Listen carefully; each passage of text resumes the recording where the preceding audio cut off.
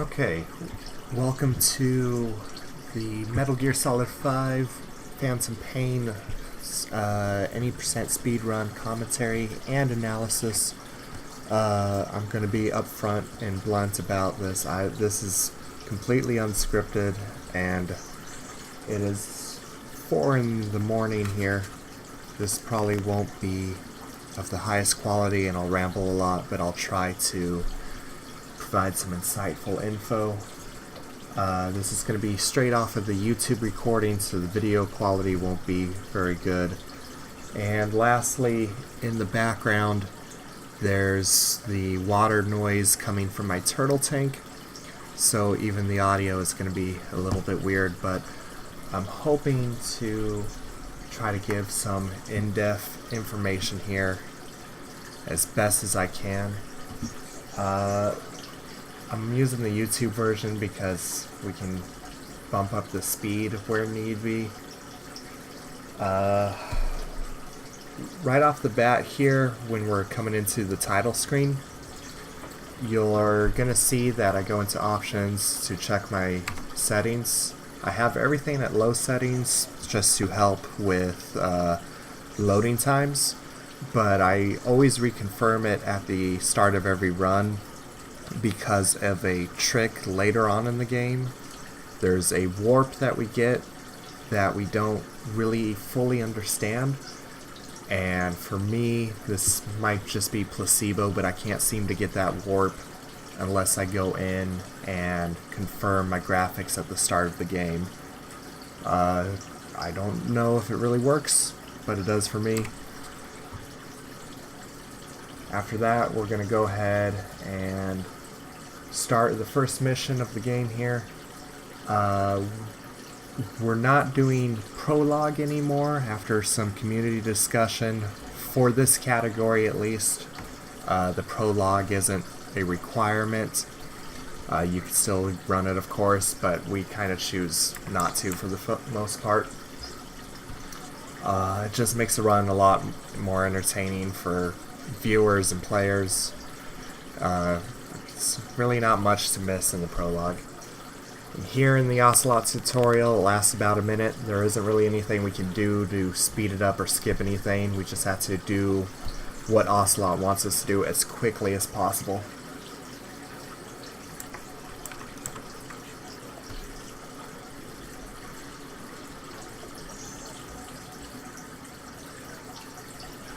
Okay, so with D-Horse here, you're going to notice very quickly, I'm constantly hitting square.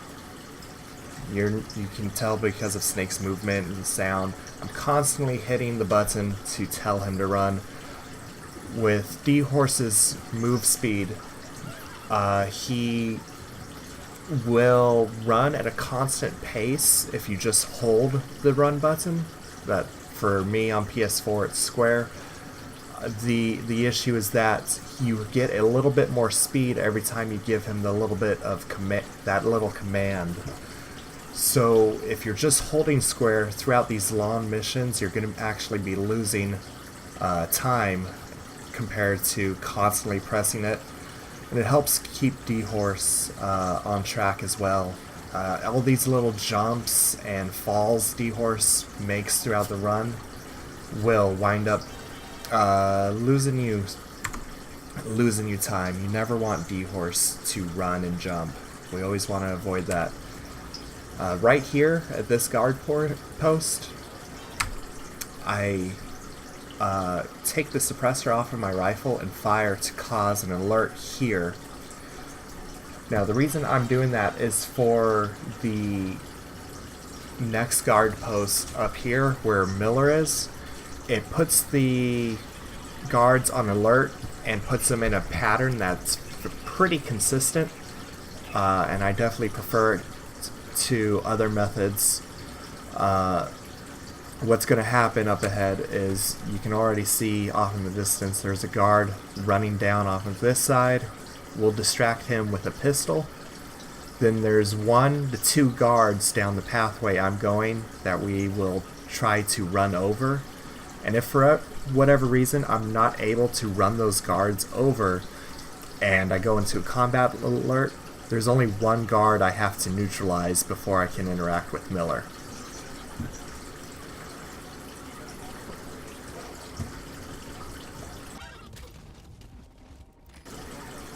So since we got the guard run over here, we can go straight to Miller and stealth.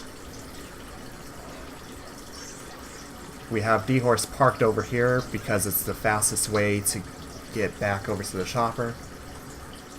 And I didn't see if I did it successfully, but right away here, I want to point this out because this is something we use constantly throughout the run.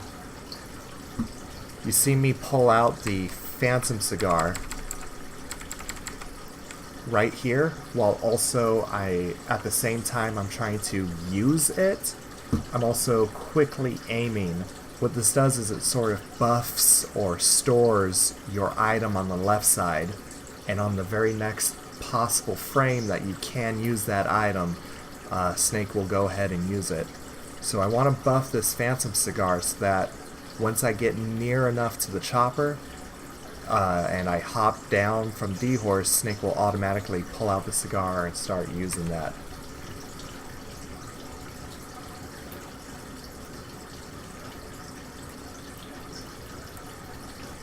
For the chopper here, if you're within 5 meters, it will go straight into the cutscene. So what you want to do is have Snake stop D-Horse as close as possible to 5 meters. Usually, like ideally, you want 6 meters so that you can cigar to have the chopper land as quickly as possible, and then you can hop on D-Horse and ride forward straight into the cutscene here. I don't get as close as I would like, which will lose me a fair amount of time.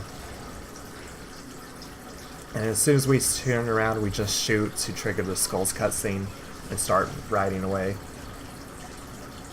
There's really nothing interesting to note here with the Skulls. If Miller's taken a lot of damage earlier, there is a chance he could die here, which would cause a game over and reset for the run, but since we got through in stealth, there's nothing to worry about. It's really only something you have to deal with if you're new to the run, you're just learning the route. And then here, again with the chopper, this was actually very good landing at 13 meters. It's around the 12 meter mark, where if D-Horse is too close, the chopper will be delayed on landing. So landing at 13, get Snake as close as he can. That's really good.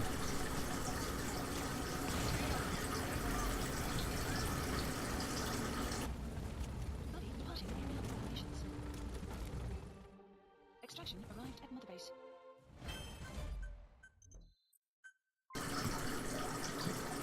Okay, so right here, back. We got an S rank on the mission. And then as an extra reward, we got an emblem for that. Anytime you get an emblem, whether it's for a new codename or S rank, mission objectives, this screen is going to waste a little bit of time.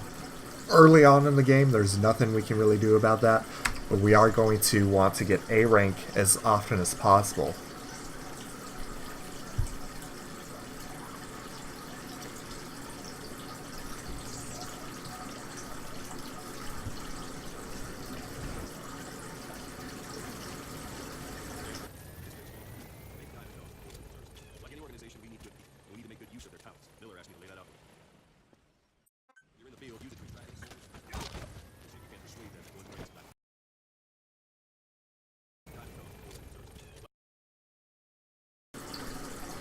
So here at the start of Diamond Dogs, you want to dolphin dive. You can't run at all, unfortunately. So dolphin dive as quickly as you can over to Ocelot.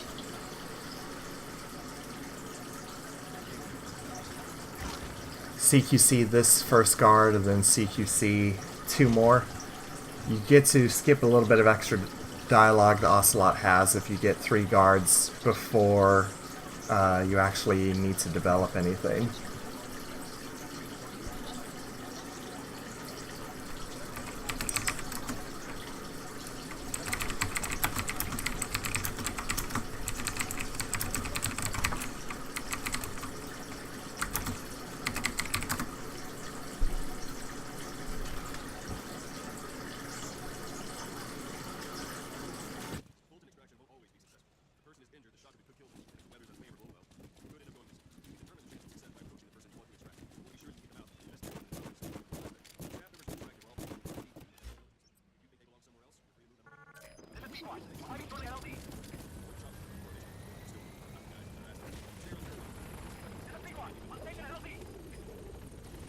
Yeah, really nothing special to talk about with Diamond Dogs. There's a dialogue skip you can get to skip an additional extra second of time. Really, the only thing we can do in that mission is just CQC those 3 guards, dolphin dive towards Ocelot. But with this out of the way, we can finally get into the main bulk of the game.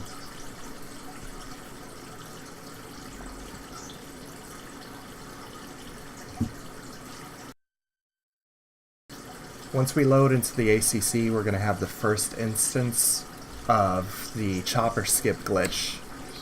Now this glitch is the entire reason we're running this version of the game. So what you're going to see here is I select this prologue mission, and at about the same time, within like a frame or two of selecting the mission, I'm changing to a different mission. Any mission that starts with a cutscene can be used for this chopper skip.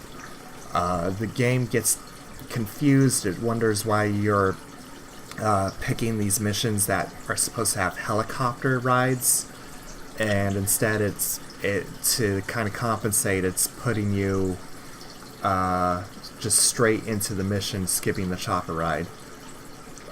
It can, there's a more eloquent way to say that, but I hope that carries the thought across. The other thing is you can carry that through multiple missions. So after I perform this once, if I perform it again for a different mission, it still carries over. So I'm picking this first time over the fence, but I want to do C2W. So I perform the same thing again. I don't have to select a chopper landing zone. And then for this, I'm going to just select ASAP or 6 a.m. for this mission in particular to get right into it. It also skips the screen where it actually says what episode you selected, saving you even more time. The only drawback to it is right now, with the way it starts the mission, is your buddies will be dropped in as if they were supply dropped. So right now I can't call D-Horse to have him come over. He's still up in the air somewhere. So that forces us to select a checkpoint, and after that it kind of loads D-Horse properly. The only other issue is with D-Horse in particular, you have to whistle for him twice right after that checkpoint in order to get him to come to you properly. It messes with his AI for some reason. Some really bad jumps there, losing a bit of time. But since we're on C2W, our goal is to blow up the little radio equipment in a base a ways off. So we're just gonna ride an ideal path over there.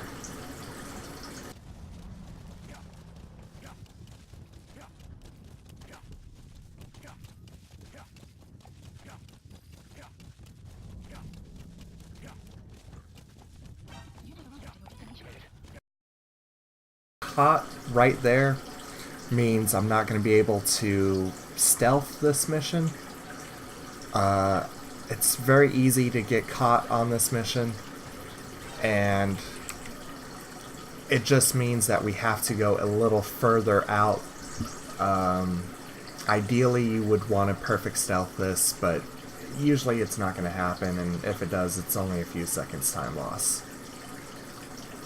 I run over the first guard, and that's kind of where I position myself for the grenade throw, so I just kind of stop on his body.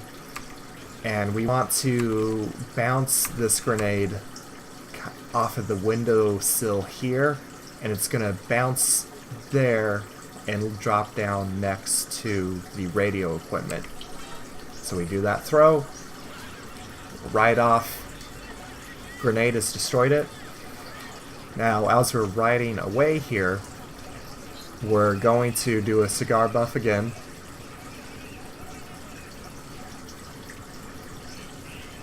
Right here, if we were able to perfect stealth the mission, this is the area where we would be able to drop down and cigar to end the mission. But since we didn't,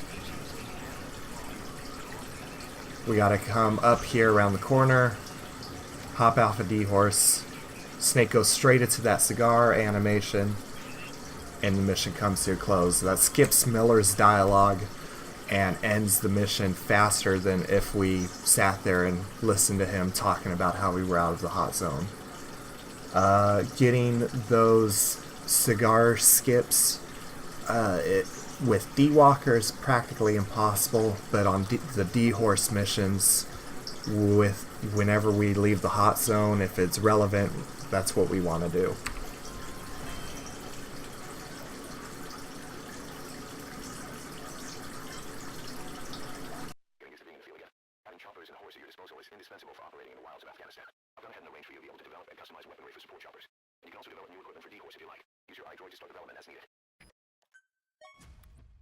So from here, we're going to go back to the ACC through our menu, and the next mission we're going to select is Hero's Way. But first, we're going to need a sniper rifle, the Renov. So you can develop this weapon at the very start of the previous mission. I choose to do it here since we have to open up the iDroid no matter what. So we go over, select it, close the iDroid instead of sitting and waiting for it to tell us that we can equip it or that development has completed. So close the iDroid, open it back up, go over, select the mission tab,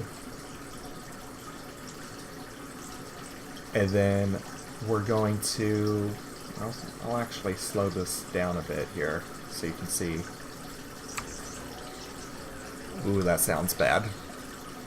So we select that, and then for our menuing, we're going to come over, we're selecting the Renov, and then we're also going to go and select Night for this mission, and that's very important for this mission in particular that we select Night.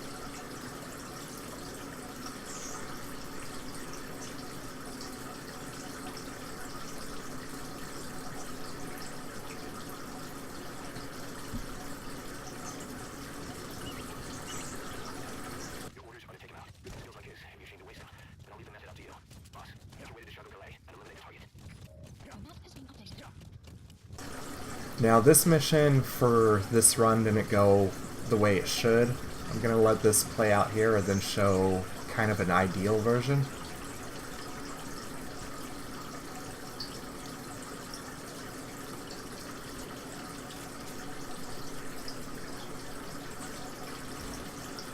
Missed that shot. Got the follow-up.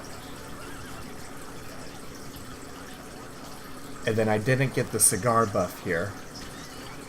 Getting a little angry. So ideally the mission should play out like this.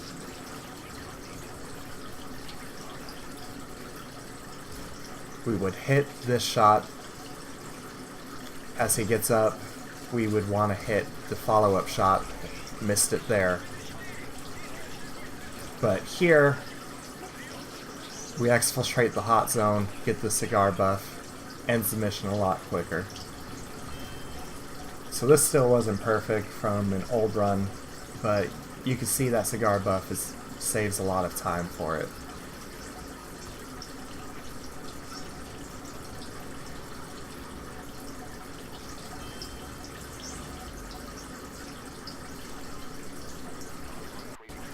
This is the longest cutscene in the game, basically. This lasts, I don't know, gosh, it's long. We're gonna be here a bit, even at 2 times speed. Materials to build new platforms. We'll be able to add a greater number of staff to our ranks. We don't need any specific instructions from you to refine the materials, but I want you to be the one to decide how we construct platforms. Once we have sufficient GMP and the required material resources, you can issue construction orders from your android.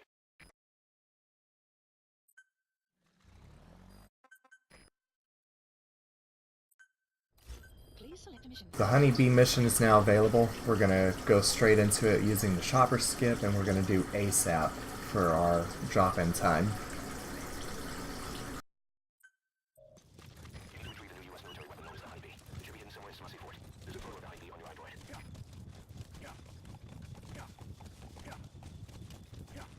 This is one of the longer missions in the game, solely because of the distance we have to travel.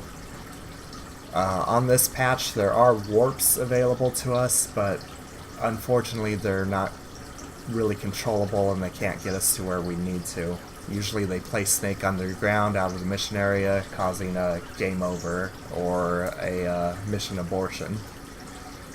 So currently as it is, we have to do this full ride. At that previous guard post, I ducked undercover a couple times.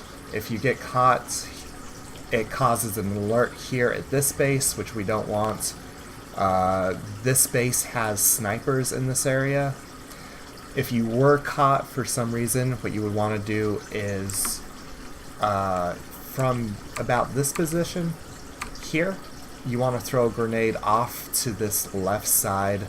That's going to distract the snipers and the rest of the outpost, and should give you enough time to make it through this area safely.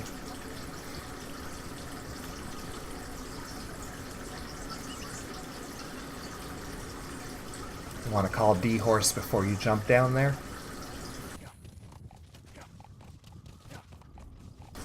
And this whole run is just about making sure D-Horse jumps as little as possible while you also take the quickest route.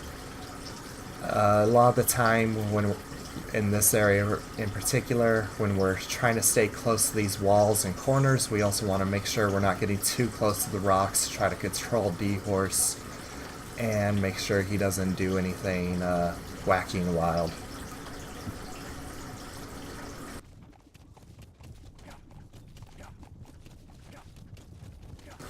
You know you're making good time on this mission if here is when you get the dialogue about the chopper. Now right here,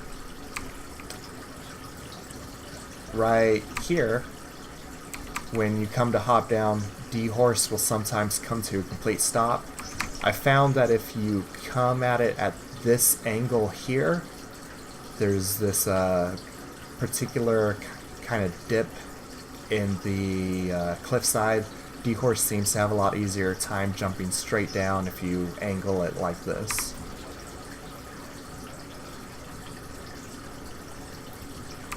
Now, D-Horse isn't supposed to be up here. The game doesn't want D-Horse or D-Walker to be up in this area, so if you get them up here, it's important to try to stay on them.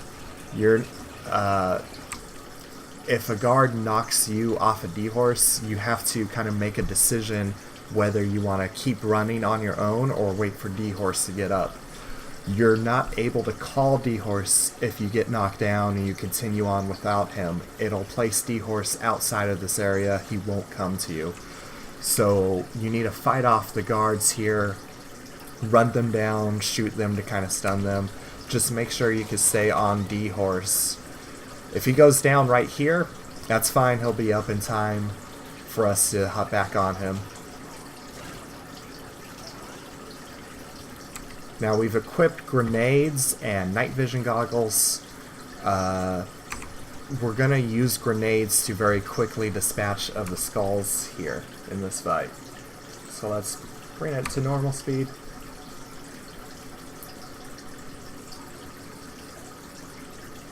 As soon as we hit skip, we're already aiming and we're lobbing grenades. We take a quick step to the right, turn a little bit. The skulls are going to appear right here, and we're just going to keep lobbing all of our grenades. Skulls go down, we pull out the honeybee and shoot the AA gun, or anti-air radar, excuse me. We shoot that off in the distance to destroy it. Buff a cigar. And on that line, we're able to redirect the chopper to this area.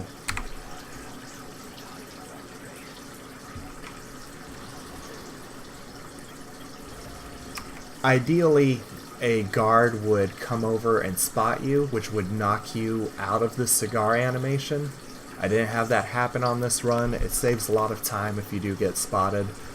But since I didn't, I have to sit through the rest of the animation here before hopping in the chopper.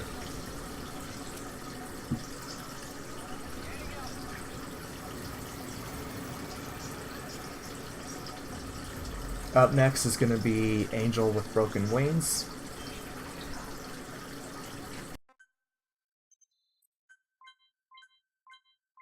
Boss, I'm creating a new intel team to support you in our areas of operation. Members of this team will head out. Angel with Broken Wings generally is a pretty safe mission after it's been routed properly. It used to be a lot riskier, and it still can be. There's a tank in the mission that can kill the prisoner that you're trying to rescue. If you get that, you get a very lengthy game over sequence. So there is a little bit of tension with the mission, but generally it's pretty safe. I take a different route than other runners. There's a much safer route that I'll point out here once we get closer to it. I've already called the chopper. After I get on D-Horse, I ride just a very short way, and I want to call the chopper before I reach the hill here. So I try to go off of this bush, call the chopper right here. We go over the hill. This is going to make it so that by the time I get over to where the chopper's landing zone is, P-Quad will be landing when I'm pulling out the prisoner. So the path I'm taking is going to bring us around up here. Generally, you'll see other runners go to the right, and they're going to go off in the distance over here. You avoid this spotlight, you come around, and you go in front of the Jeep up there. And it's a very safe route, but it's a little bit slower. I've been taking this route, and it's pretty good, but D-Horse gets caught on the geometry sometimes. So we land here, next to the Jeep. Let's slow this down. Sorry.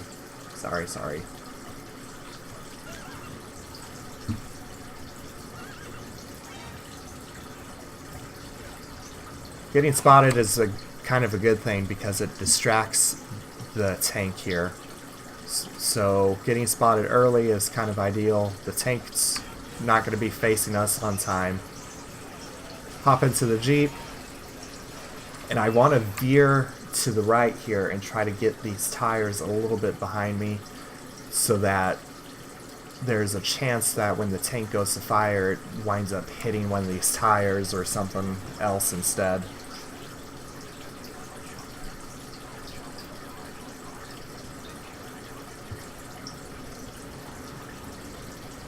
The soldiers in that area can put out a lot of damage as well.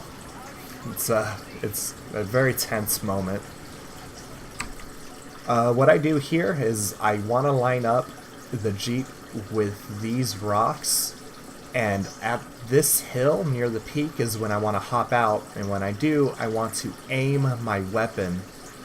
For whatever reason, when Snake jumps out, kind of on a sloped edge like this, if you're aiming, a lot of the time Snake will go straight into a standing stance instead of doing his tuck and roll that he always does. So we get the prisoner. Pequod lands.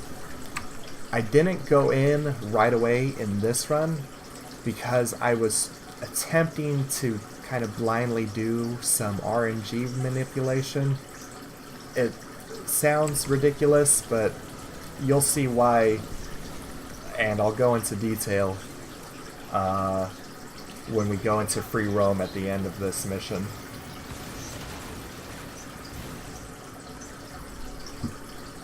Operations.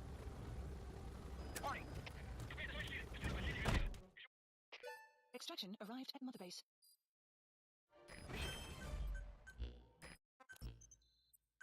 More staff from each of the teams are active in the area of operations now. That means some will be wounded, get sick, or suffer PTSD. That's where the medical team comes in. I've taken the liberty of commissioning the construction of a new medical platform. Having proper medical facilities for the men is a matter of life or death, so I put up the resources this time around. You can check on the platform's progress by selecting base facilities under the iDroid's Mother Base menu.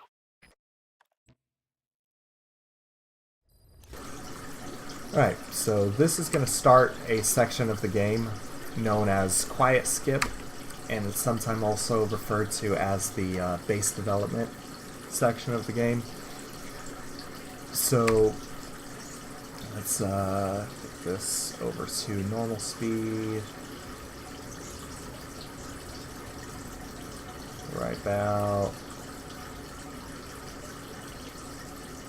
now. Okay.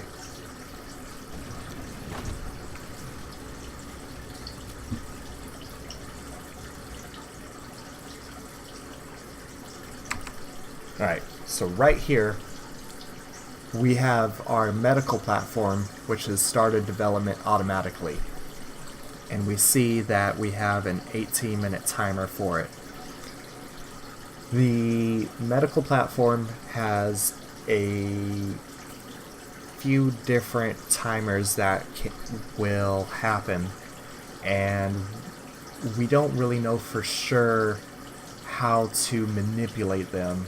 The prevailing theory has always been that it's based off of how quickly you go from Mission 2, Diamond Dogs, all the way to the end of Mission 10, Angel with Broken Wings.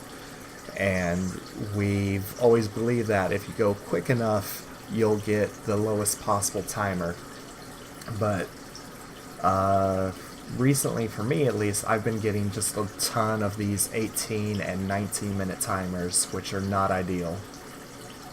So the timers you can get are a low 17-minute timer, a high 17-minute timer, which is almost like an 18, a low 18-minute timer, a high 18-minute timer, a low 19-minute timer, and a high 19. For this run, I got a low 18-minute timer, and that cost me 30 seconds compared to my previous PB, which was a high 17.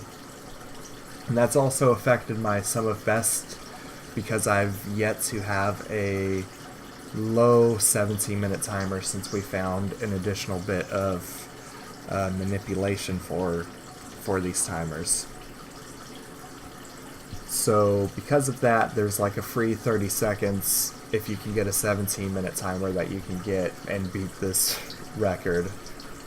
It's definitely something that feels bad knowing that that's out there, but I decided to just push through, hope it's a low 18-minute timer.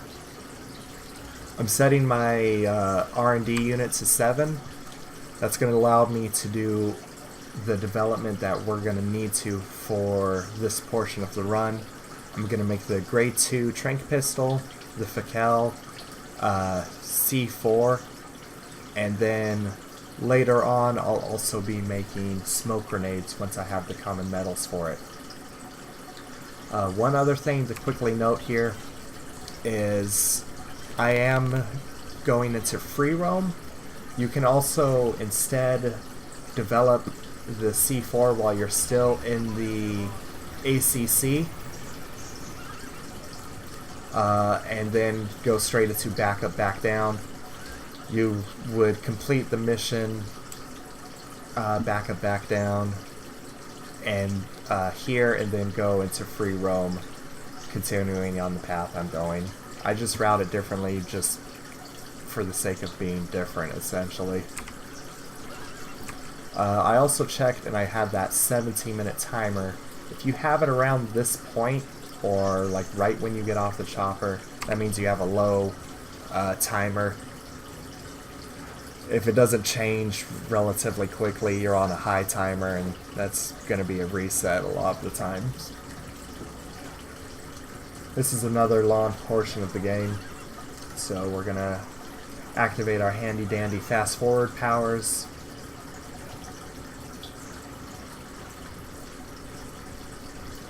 Now, during this free roam section, our main goal is to go to the power plant to get the fast travel ticket. That's going to let us skip Quiet entirely so that we never see her during this run. Saves us from having to go through her mission in any way. Saves us from having to deal with her cutscenes and anything related to her.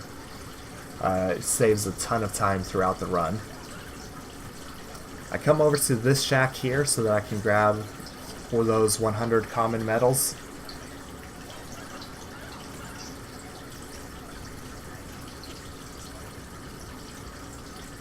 That once we're out of this alert area is when I'll develop my smoke grenades. Please specify project. Staff assigned. Select unit. Staff assigned. I put my staff back to normal so that I can use Fultons again, which is important because I actually need to Fulton these soldiers up in this outpost.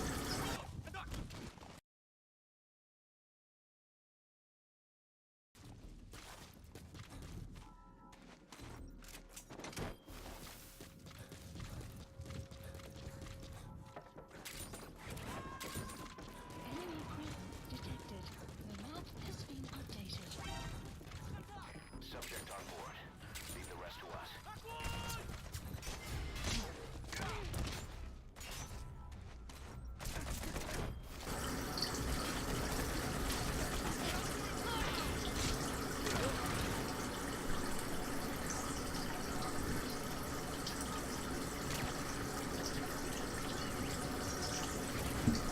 So I said a bunch of stuff while muted, like a big dummy.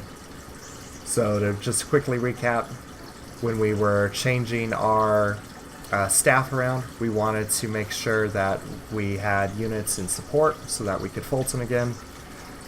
We wanted those 3 guards. We need the 200 fuel resources that we picked up so that we will be able to make a chopper upgrade, and we also need the 200 common metal.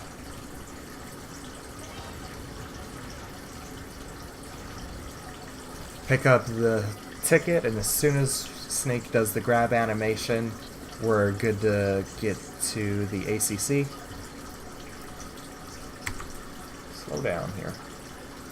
Now, for my routing, I'm using the chopper glitch to go into back up, back down. It's not really ideal, but we have plenty of time to spare, and it's the way I like to do it. That's really all there is. We're going to switch over to the Fakel, get the C4, smoke grenades, and for fun, we're going to change our outfit. Snake's camouflage throughout this run really doesn't matter. It's all fashion.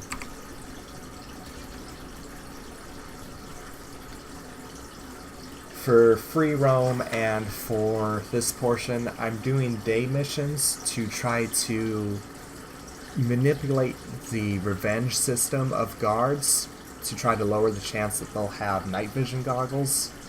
There's only 2 spots throughout the run where guards having night vision can really be an issue, but I want to try to do what I can to avoid them having it. So we're going to equip our C4 here. With chopper skip for backup back down, it places you kind of in the middle of the mission area. Not very ideal, but the mission isn't too large to begin with. Well, that's not true. It's a very large mission, but where it's placed us, it's not too long, I suppose. It takes 3 C4 to blow up a tank, so we place R3 right a distance away, blow it up. Then we're going to buff a cigar and ride to the outskirts of the mission area.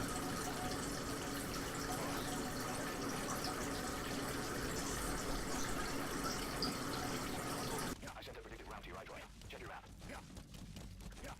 Caution, you Beyond there is outside the mission area. Caution, you are about to leave the mission area. Caution, you are about to leave the mission area. Caution, the map has been updated. Mission info has been updated. Exfiltrated hot zone. Caution, you are about to leave the mission area. We're going to go back to the ACC after this cutscene, and then the next mission we'll be doing is Red Brass. Staff on relatively easy missions suited to the unit's level. There's little risk, but the rewards are low too. However, there are also contracts known as dispatch missions that offer a higher risk and reward. Give your orders to undertake these missions using your iDroid.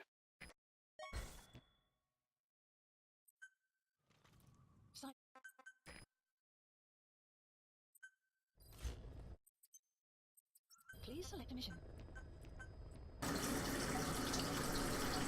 So we have to carry that chopper skip from the prologue or from Diamond Dogs all the way to Mission 7. And that can be really tough for some players to do. It takes a lot of practice to get it carried over that far, and you can see I even messed up doing it.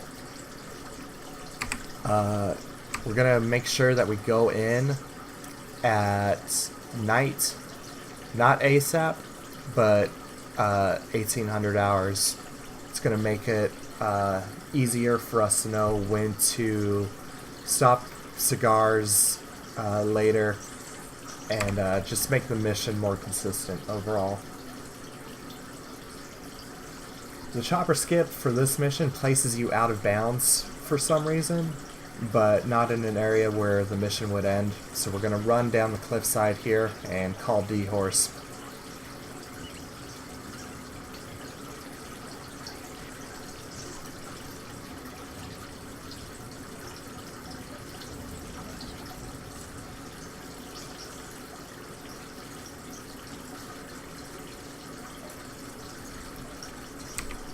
Red Brass in particular, there's a lot of different ways to go about routing it. I do a route where I'm trying to collect as many guards as possible to make base management easier and to try to make sure I'll have all the soldiers I need later on. Other players will just go through and just capture the 3 objective soldiers or flat out kill them. But we want to take out these 2 guards first, hop over here, and we're going to smoke a cigar. Around the time that second Jeep is going off, around that 9 o'clock mark, we want to make sure it's going to be stopping.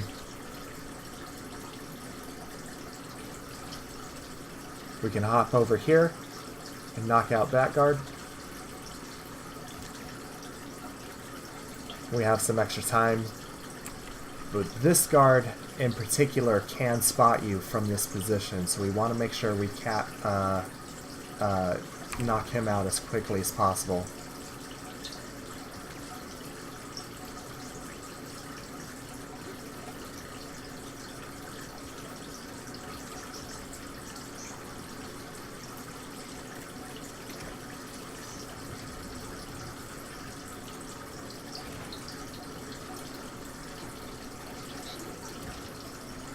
Failed distractions here are annoying, but it's not the end of the world.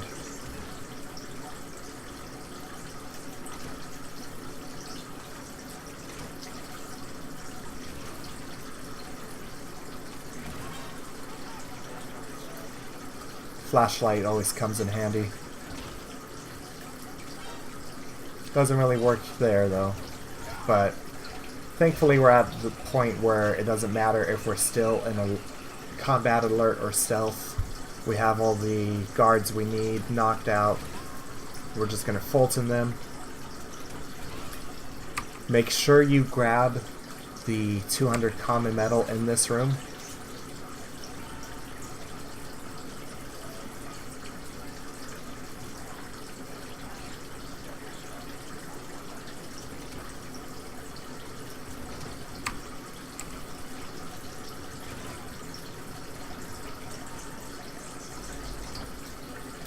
Now, there's additional common metal in here, and I grab it every run, but it is completely optional.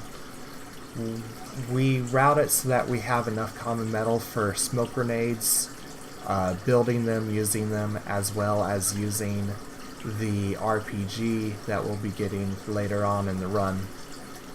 The extra 200 in here are unnecessary, but I don't know, I just like to have more than I need.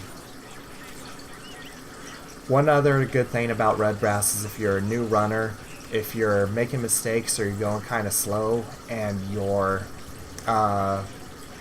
medical platform finishes development while you're still in this mission, as long as you clear out that base, you can fast travel from there. You'll lose a bit of time as opposed to heading to Hero's Way, but you have that option if you are making mistakes or you're learning and going a little slow. But from here, we're gonna go from Free Roam straight into Hero's Way.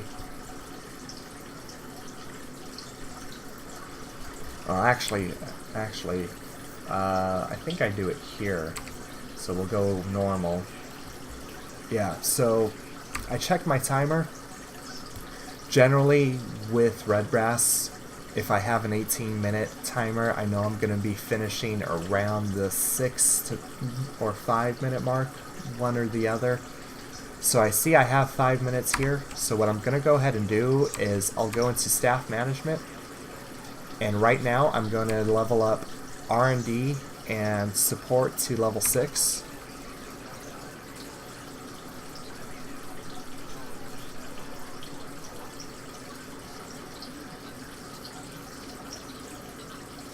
This is not the fastest way to do it. I definitely should have done that faster. Not that it particularly matters, but we need level 6 in both so that we can make that grade 2 chopper. That chopper is going to save us a little bit of time on the White Mamba and Code Talker missions. So while we won't be equipping it for quite a while, we want to make sure it's built now while we're able to move staff around. From there, I'm going to go ahead and take our staff and move them all into base development to make it reach level 9. For whatever reason, the way the game works is that when your units are at a higher level, they do things more efficiently. But even though we're still poorly ranked as far as the game is concerned for base development, hitting level 9 automatically knocks 2 minutes off of the medical platform timer. We didn't know that for a very long time, so there's been 2 minutes that we've been able to save that we just were never aware about. It was pretty recently discovered and has been I wouldn't really say a game changer, but has really helped speed things up.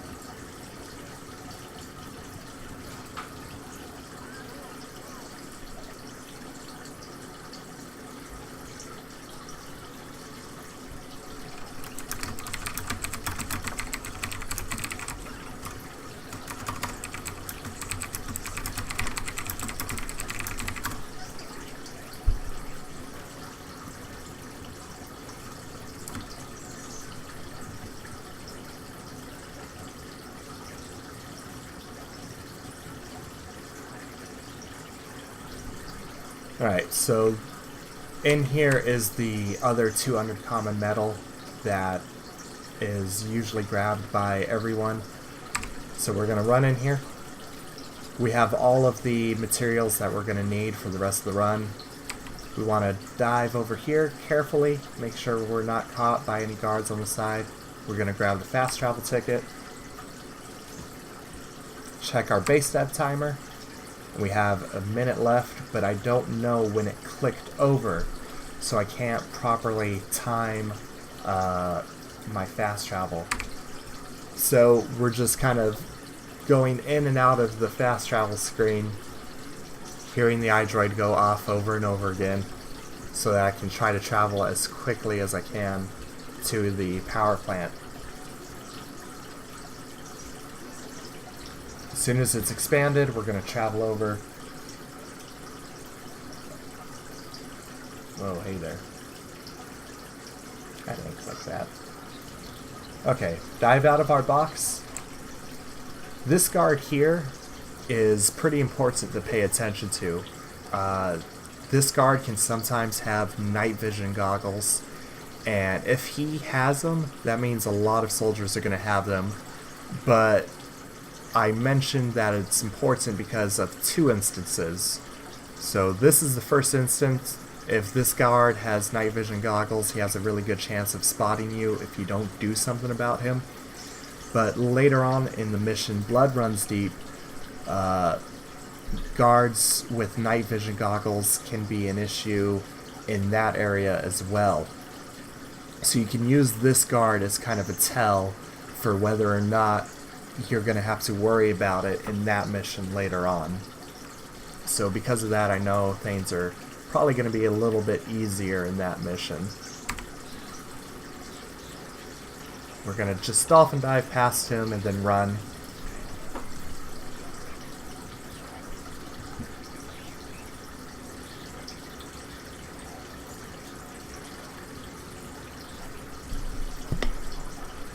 So I say, let's help Emmerich defect.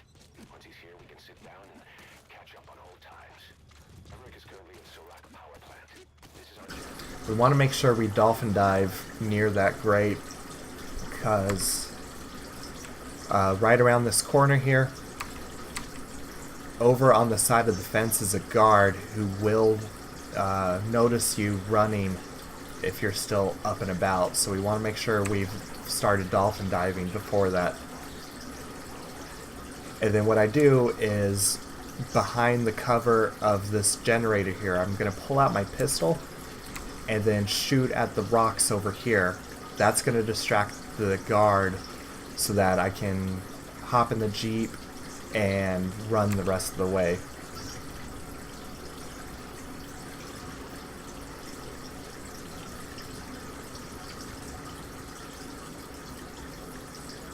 And as you can see, because of that mother base timer, we've lost a lot of time, even though I didn't really make any mistakes throughout that whole cycle. It's just one of the unfortunate parts of this game that's kind of out of our hands. Now that Jeep that we just captured is going to be pretty important. We're going to use it to go all the way to Emmerich and then transport him with it. But first we've got to get it out of this space.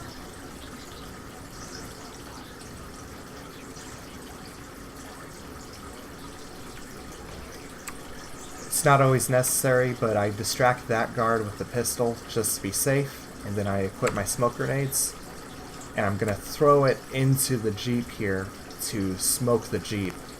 It's an exploit. Some people don't know about this exploit, so I wanted to point it out, but because of the firepower that all these guards have, if they spot our Jeep too early, it can definitely get destroyed and the mission becomes crazy slow without it.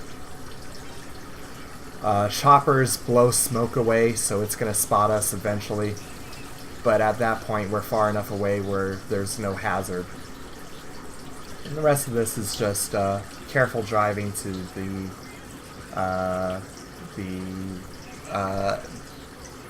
base. So. Commander of Cyber Strike Force picks a rough. Probably the mastermind we tapped 9 years ago. There's not even zero party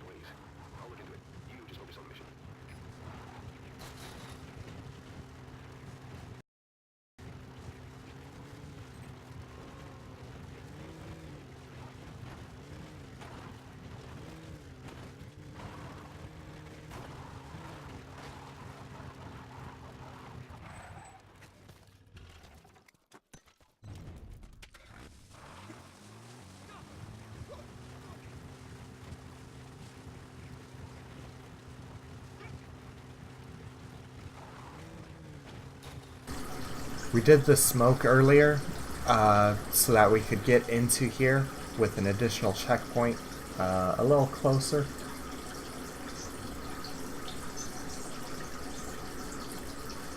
No, well, yeah, so that chopper, I said the smoke gets blown away. They spot you if they look at you.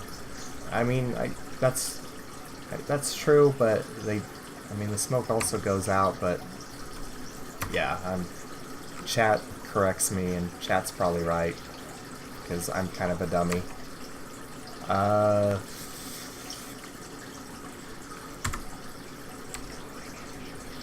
So we need to park here and make sure we pop in another smoke for safety.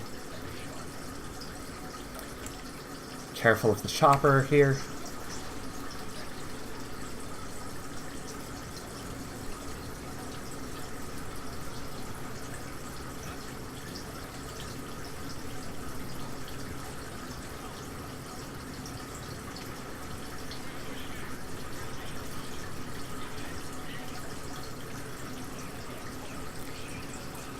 Now, with parking your Jeep, there's a few different options. I think in this run, I picked to just have it slam along these crates here, which is a pretty good spot. A better spot, if you can do it, is to have it kind of diagonal against the doorway here. That way you can run in and out without any issue, and it's parked right here very nicely. You can also just choose to kind of let it go, but the parking that you can get in this area can be pretty bad sometimes.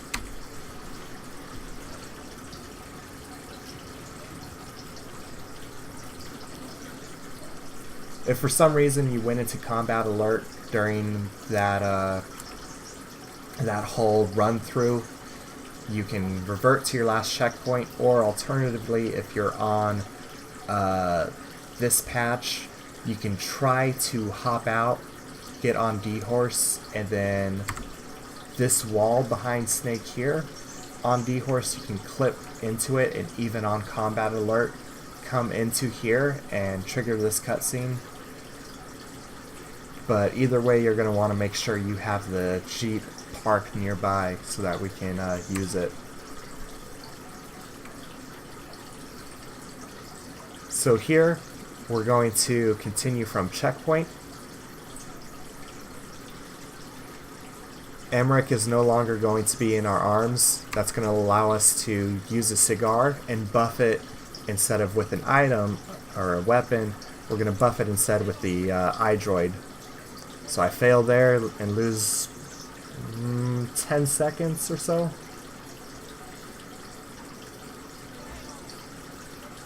Call the chopper. Smoke for just a second. So now our chopper is in place.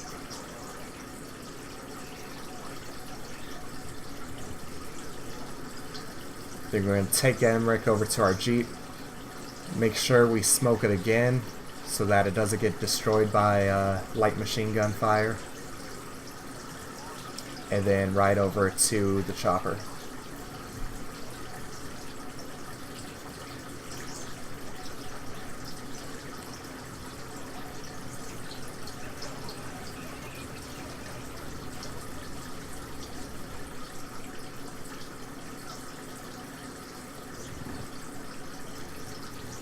Now after the cutscene here, we're going to run to the right and place Emmerich in the Jeep again and smoke it. Sally doesn't have the best vision in the world. It's not able to see us through the smoke and loses sight of us. That's going to make it so that when Pequod comes over to land, we'll actually be able to get in quickly instead of having to run from Philanthropist.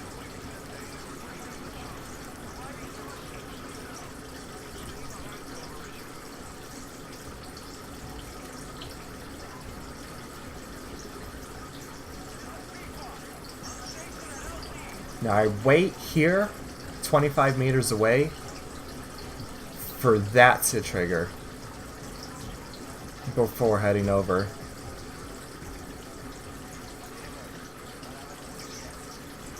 Now the reason I did that was because Miller has some additional dialogue that he likes to spew sometimes. So by waiting for the chopper to fully arrive first, while being a good distance away, I skipped that dialogue, causing the chopper to land faster. Then from here, we just need to blow up the pods that Sally shoots out, damage Sally a little bit with the minigun, and then that's going to be the end of the mission.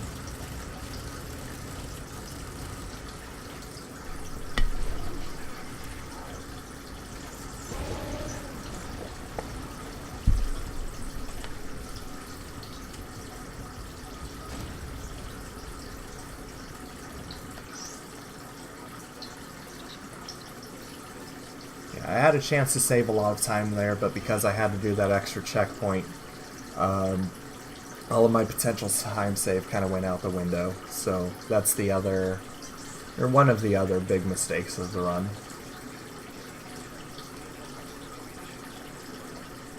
Next mission we're going to be going into is Pitch Dark. Since it starts with a cutscene, and because of how that mission is, we're not able to chopper skip it, so we do have to go through the long chopper sequence, and Pitch Dark has a particularly long one. But here, to point out, since we're going onto Mother Base, we can't go back to the ACC through the pause menu like we normally do. And on PC, we have a faster way of getting to the chopper. Console, I believe using the chopper is faster than this method because of loading screens, but we're going to go into our mission list and select mission 2.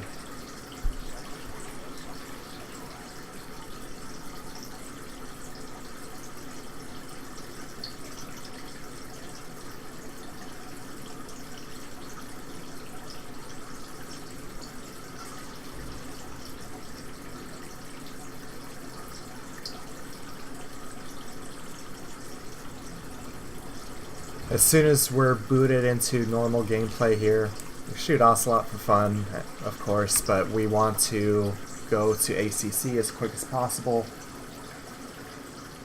And that's going to be our method until we retake the platform.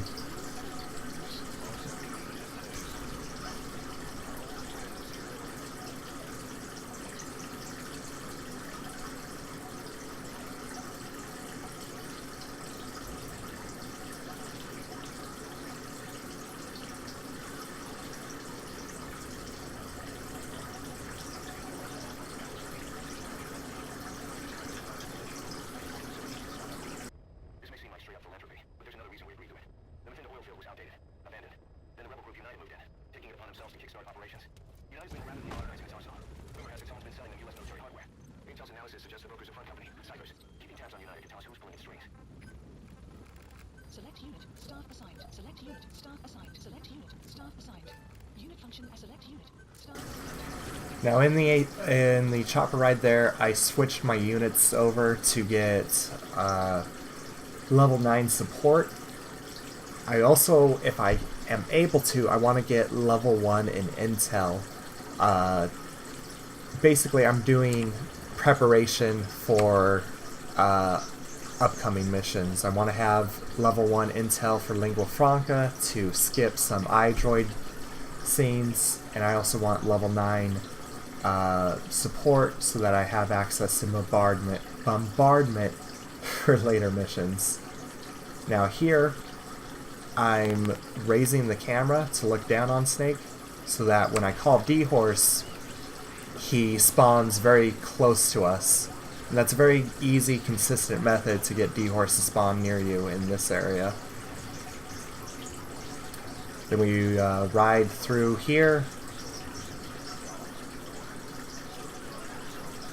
D-Horse gets caught a lot, but it happens. So what we're going to do here is we're going to shoot here, and then shoot here, and kind of just run and hide along the wall the rest of the way. That's going to give us a checkpoint further ahead since we got through this in stealth.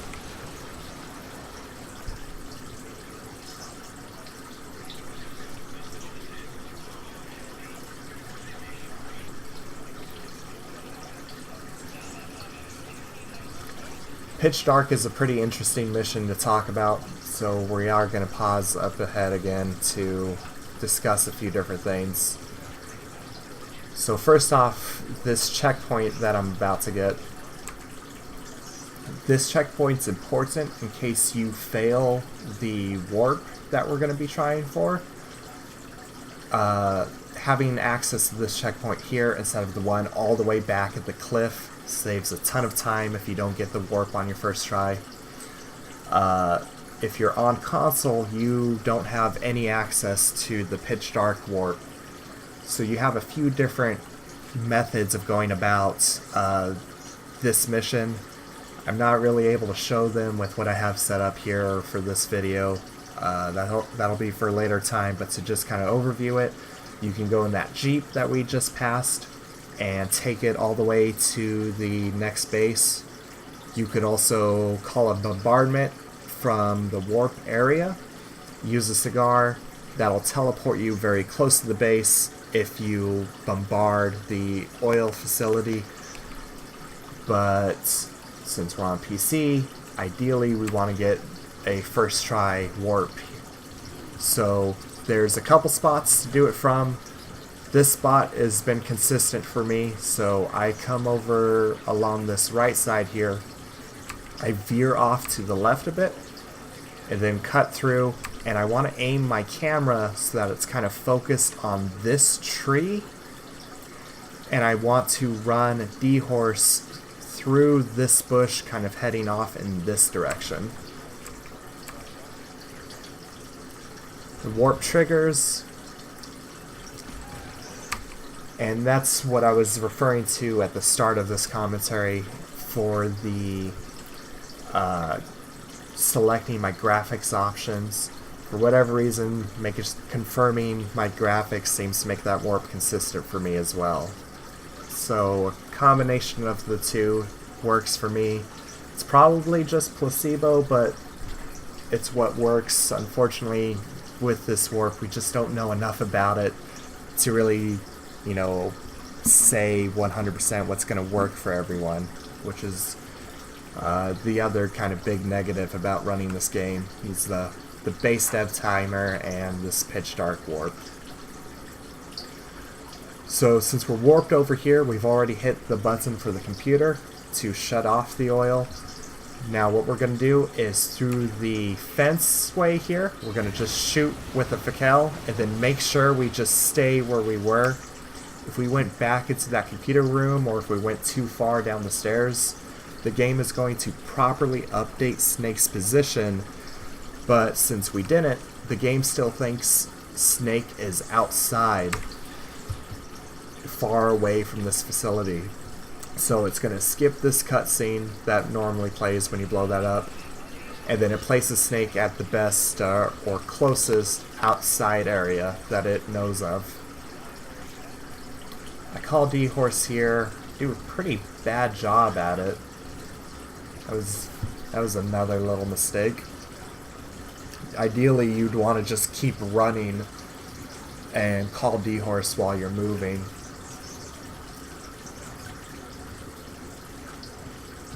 Then we're going to run to that marker we placed over during the chopper ride that I forgot to mention. This marker is the general area for the start of Lingua Franca, the next mission. So when we ride over there, we're going to be right at the start of the next mission.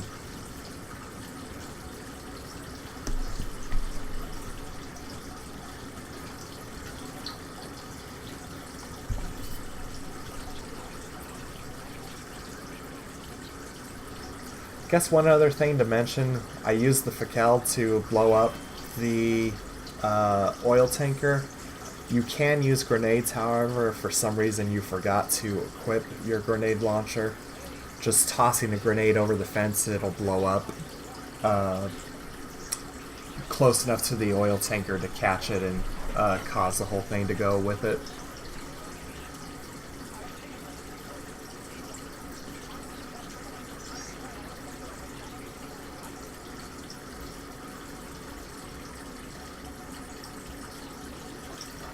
So we select Lingua Franca, ride D-Horse over to it.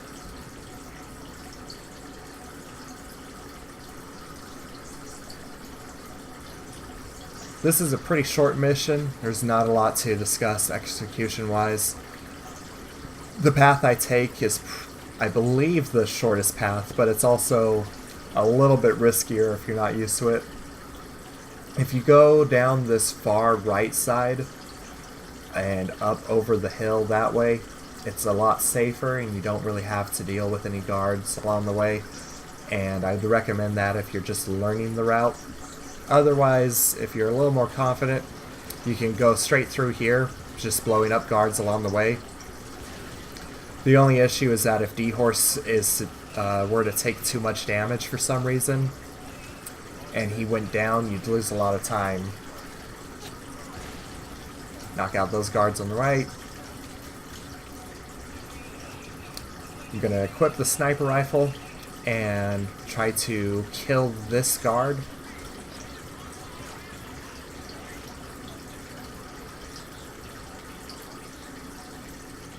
Then we're going to Fulton this guy, hop on D-Horse, and exit the mission area.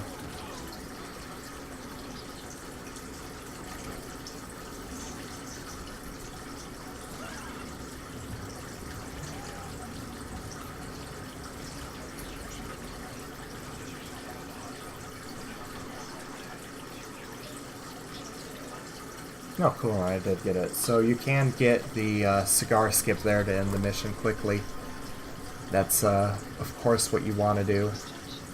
And this is also the last time we're going to be seeing D-Horse. So, at the next ACC mission briefing screen, we're going to be swapping out partners to get D-Walker.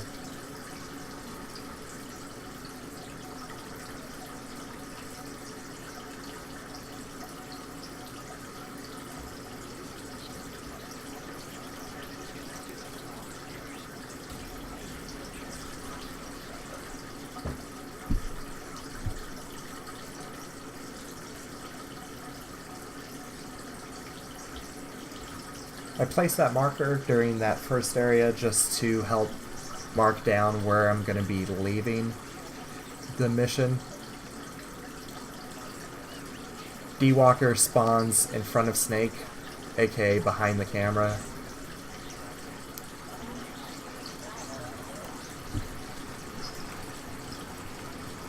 So for this mission, there's 4 walker gears that we're going to destroy with bombardment. I kind of use this palm tree here as my go-to for where to call the first bombardment. So generally when I'm a few meters away from it is when I'll stop. I'll call the first bombardment and I'm going to aim it just kind of in the corner here. I use this sandbag on the map as a measurement. Dropping it here is going to knock out 2. And then we need to get into the loading zone for Ditani Abandoned Village to actually be loaded in. So we drive forward a ways. Once I think I'm in the loading zone, I'm going to buff a cigar with the iDroid again. And when the iDroid tells you that the strike is about to commence, is when you can call in your next bombardment. I had good timing this time, so I can go straight into the next bombardment. And I want to aim it just kind of around this upper sandbag. That's going to knock out the other 2. I was a little slow getting out of the cigar animation. There's a way to just skip this end animation completely, but I don't know if there's a consistent method for it or if it's just random. So, thankfully, you only need 1 cigar for it as long as you have proper timing on everything. Then we just kind of drive out towards our marker here. What I'm looking for is this pathway here. That little entrance along with this building. So I'm going to come through here and then kind of stay towards the left because I want to come up and over this hill to go straight into Trader's Caravan.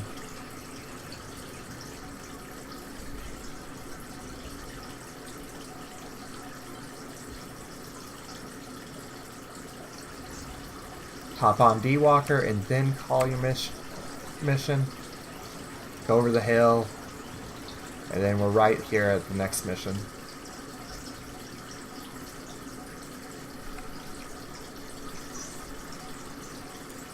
When you hop on D-Walker again, you're kind of looking just at the basic geography to figure out where you're going. I tend to look for this hill in particular, as well as the lights from the airport. And in particular, once I spot the lights, I want to look for this, whatever you want to call it, just kind of rising up in the distance.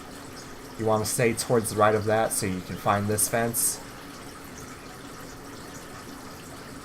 You can break through that fence and continue movement without stopping or bumping into it if you angle it right. I didn't here, so I can't show you the right way to do it. We want to come around here. Let's slow it down to normal speed. I get Snake off early because even though I can get D-Walker kind of angled up there, or I can throw Snake up in a way that he'll roll up the stairs, I kind of want to stay stealth for now. This guard here can spot you, and I don't want him to spot me too early and risk getting mauled by all the heavy fire. I spread out my C4 there, and it's not necessary. I don't think I'm going to be doing it again, honestly. I've been experimenting with it, and it just hasn't been working. You do 4 C4, and once all of them have landed, you fire a Fakel shot to try to get all of the skulls killed. Even with a follow-up shot, though, I miss one of the skulls. It lives with just a bit of health. And this becomes a pretty high-risk situation. Generally, you can get through this with one skull still alive, but there is a chance that it can kill you. Well, not kill you, it'll blow up the truck before you can get it out of the hot zone, and that will end the mission. I get lucky though. I get out of the mission before it has a chance to destroy it. It takes 3 of its machete stabs to blow up the truck. Did you catch all that? That was a mouthful. That was a lot of rambling. Way back here, when I was still in the driveway, I called a strike just on top of me so that I could get an A rank for this mission. That way we skip, as I said earlier, we skip getting that emblem that we would normally get if we had S ranked this.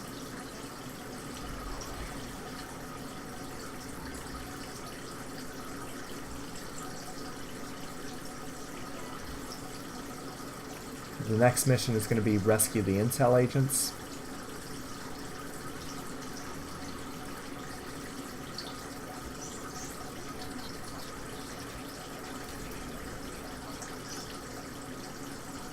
For rescue the intel agents, I picked night, 1800 hours as my drop-in. That's to make sure that it and Blood Runs Deep, the next mission, will be as consistent as they can be for me. After the checkpoint, I'm already holding the button for my intel scope, and what I want to do is hit triangle or Y or whatever it is for your controller, and I want to select this bottom option, which is our bombardment. That way I can call bombardment with my binoculars instead of placing markers or having to go into my iDroid menu. That's going to make it so that at the start of missions moving forward, I'll be able to call a bombardment and guarantee that we'll be getting A ranks instead of S ranks on missions. So I set it up on my binoculars here, call D-Walker now that I'm able to, call in the strike with my binoculars, run over to D-Walker, and then I'm going to drive over to the first intel agent.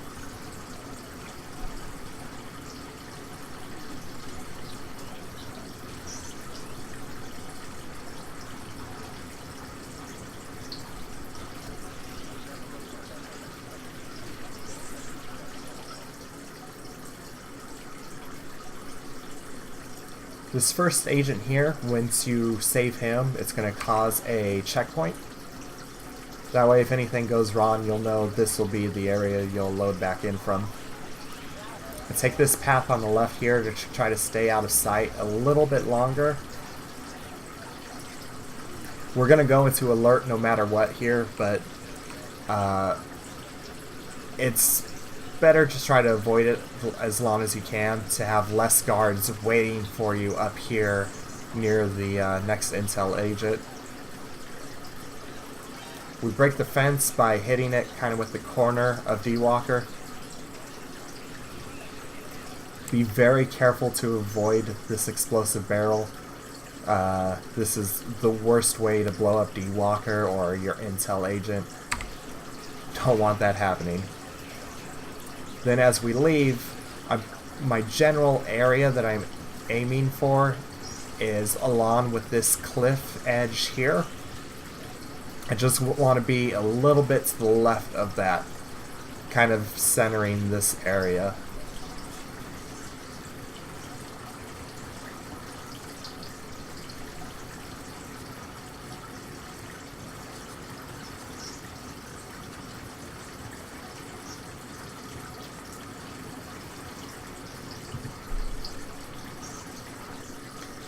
As this mission comes to an end, we're stuck with the iDroid menu here, and this is one of the longest ones in the game. So you'll think you'll be ahead and making good time, but then you have to sit through all of those messages and realize, oh, I'm actually behind.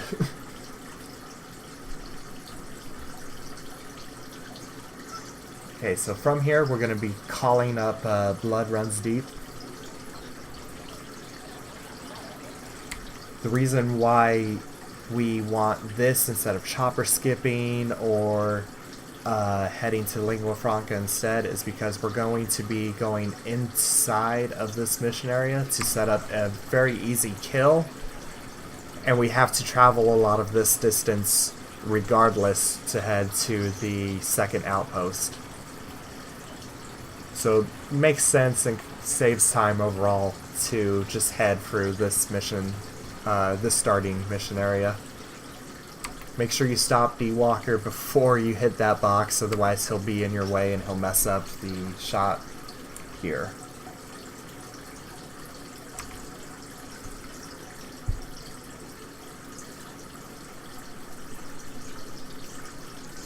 Now for aiming, I'm already holding the trigger button, or the aim button rather, as soon as the mission is loading in.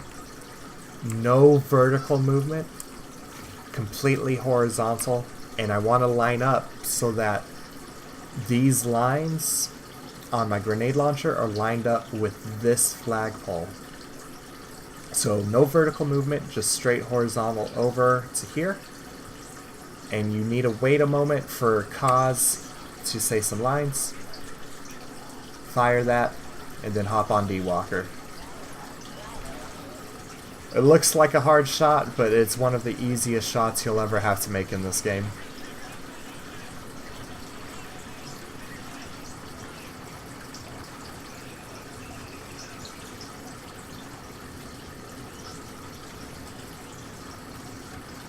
That tank's gonna spot you no matter what. Thankfully it doesn't cause an alert for the next area. Now, stop.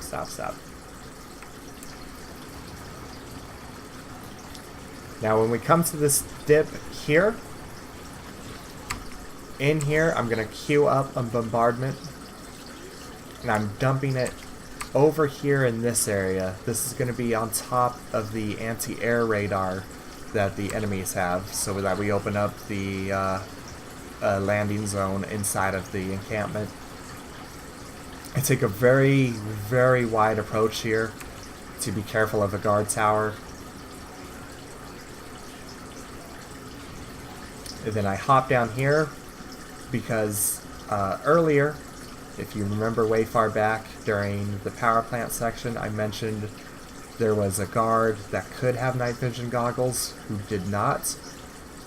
To the left of us here, or to the right of us rather, there's another guard who will not have night vision goggles since that first guard did not. So we're able to take a little bit of a closer approach here. Hop down, straight through here, no worries. Ride through here. Hop off D-Walker, use a grenade launcher to blow the door open. Careful of that white barrel. Snake can fall down because of it.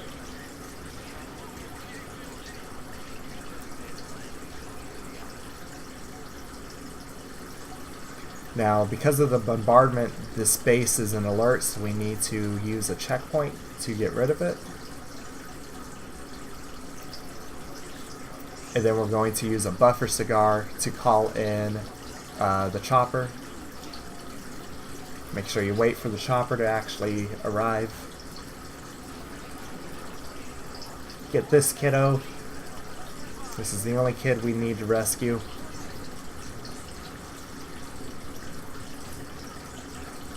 This is a big reset moment for these runs. So we want to hop into the chopper here with the kid. And as soon as we can, we want to grab the minigun. So something to note here, P-Quad shot down this guard tower already, which is really good. If this guard tower falls down while P-Quad is low like this, it has a chance of killing P-Quad. And since you and the kid are in P-Quad, you'll get a game over and be reset to that last checkpoint. Get the AA gun, destroy this chopper as quickly as you can, and then you're pretty much guaranteed to be fine for the next for this ride. Just pop off or knock out a few guards along the way, just to be extra safe. And that's going to do it for this mission.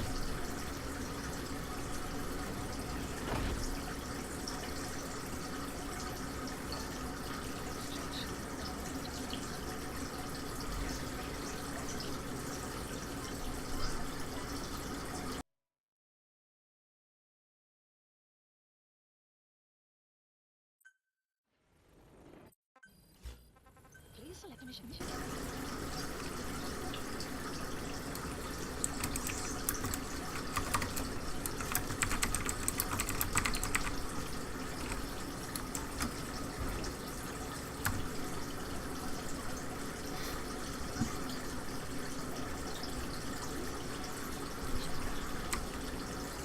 Okay, so the next mission we're going to be going into is, what is it, on the trail? I always just call it the Major. Time of day doesn't matter for this one, I found out. So I hit ASAP.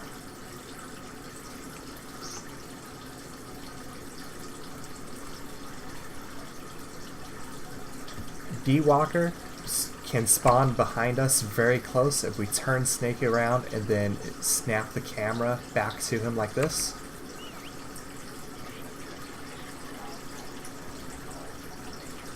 Otherwise he'll spawn a few feet away. And then from there we're just going to go straight or a little bit to the right and straight. And in this outpost here, we want to get spotted by these guards to cause an alert. With that combat alert going, this chopper is set up to go and save the Major, our elimination target. So we just keep going straight, and we want to look out for this pile of rocks here. We throw ourselves out near it, and then, being extra safe here, we first queue up the bombardment, aim it in between the sandbag here and this tent, and then we queue up our cigar. Now the reason why we do it that way You can use a buffer cigar and then use your iJoy to call the bombardment to try to be even faster. But if you fail that bombardment, the target will get away and cause a game over, and that is a huge time loss if the target gets away here.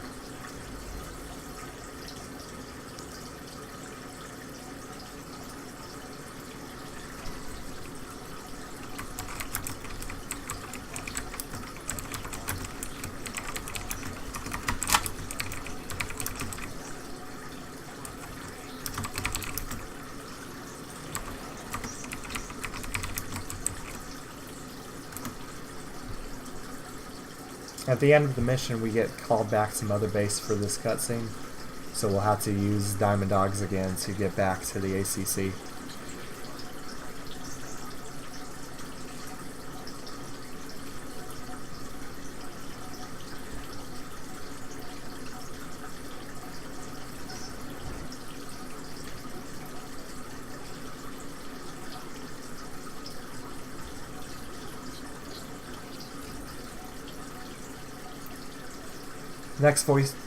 Next mission we're going to be queuing up is Voices.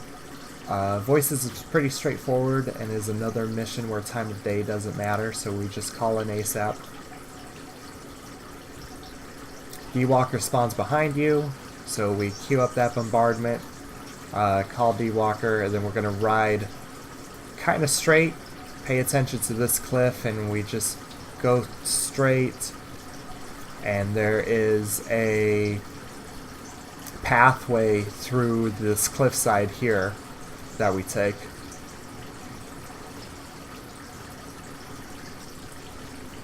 From here we just hang left, and then again paying attention to the geography, just go straight.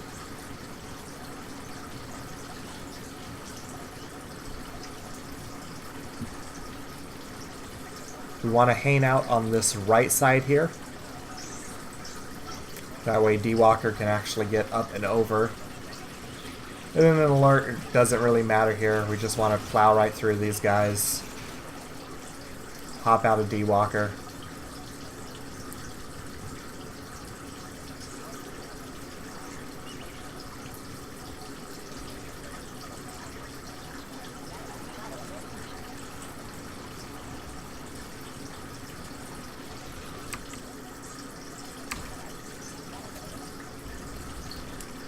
Now here, there's a cutscene that triggers because of the patient in the hospital bed, but if we use the grenade launcher and kind of shoot at this back curtain, it will kill him and skip the cutscene.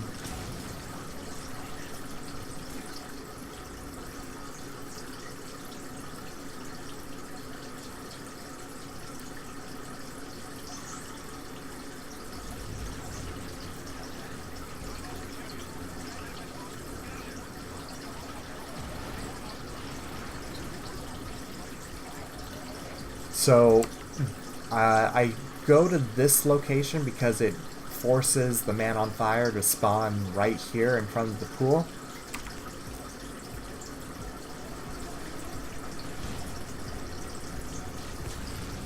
When he spawns in, you can't fire right away because he has a lot of invincibility frames. So the tell that I look for is when his next animation starts to attack, he'll start raising one of his arms. And that's generally when I'll fire at him. Then we just drive straight through the pool, through the cave, and that's the end of Voices.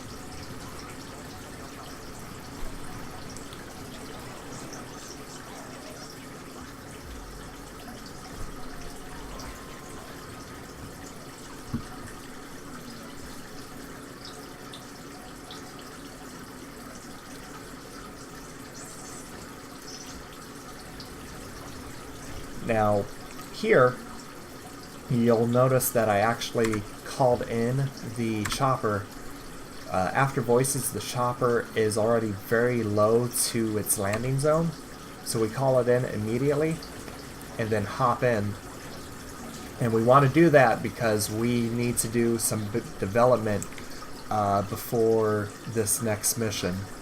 So we need to get R&D here to level 13. So I'm going to go over to this icon, sort by R&D, and try to get this to 13 as quickly as I can. And there's two things we need to build.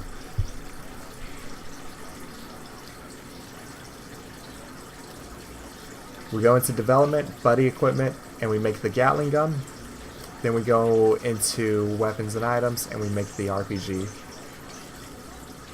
From there, I'm going to try to get support back to level 9.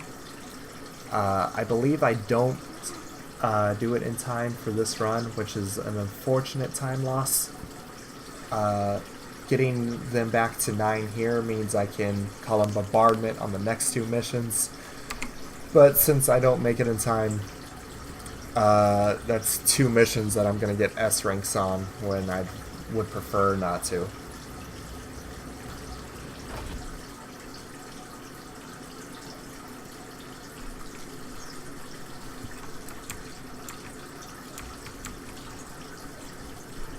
So back in the ACC, I'm going to go into customize, and I'm going to finally upgrade the chopper to level 2. I don't do it earlier because in Blood Runs Deep, if our chopper were to arrive too quickly while we're smoking that cigar, the enemy chopper will destroy Pequod. So it's only now that I finally go through and upgrade it. And then while I'm here, I'm also going to upgrade D-Walker and slap that new Gatling gun on him. Then I'm going to chopper skip into the war economy and make sure that I equip the RPG before starting this mission. My method for this mission is to select 6 a.m. for the drop-in. And then once we actually get into the mission here, D-Walker is going to spawn a little bit ahead of us.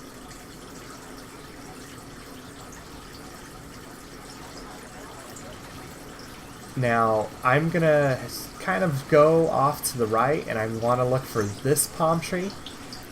I want to stop D-Walker in front of it, and then what I'm aiming for is where this big light post is, and where this column in the wall is. There's this orange window here, and I want to aim for somewhere in the center here, so kind of down and to the left. I don't want to go too far over and hit the wall here, but I want to kind of aim over on this side. That's going to kill the target. From there, we want to drive over towards this palm tree, but before we reach it, we want to hop out and use a phantom cigar.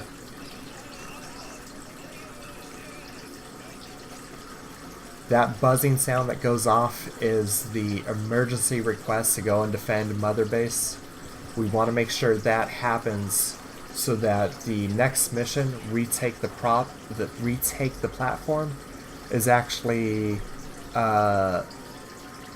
loaded properly, I guess you could say. If we were to finish this mission too quickly, we would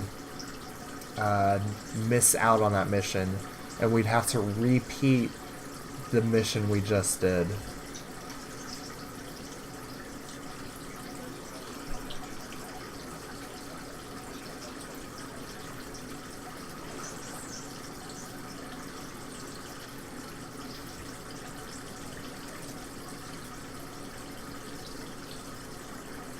Once we're back here, we're going to go ahead and immediately go into retake the platform.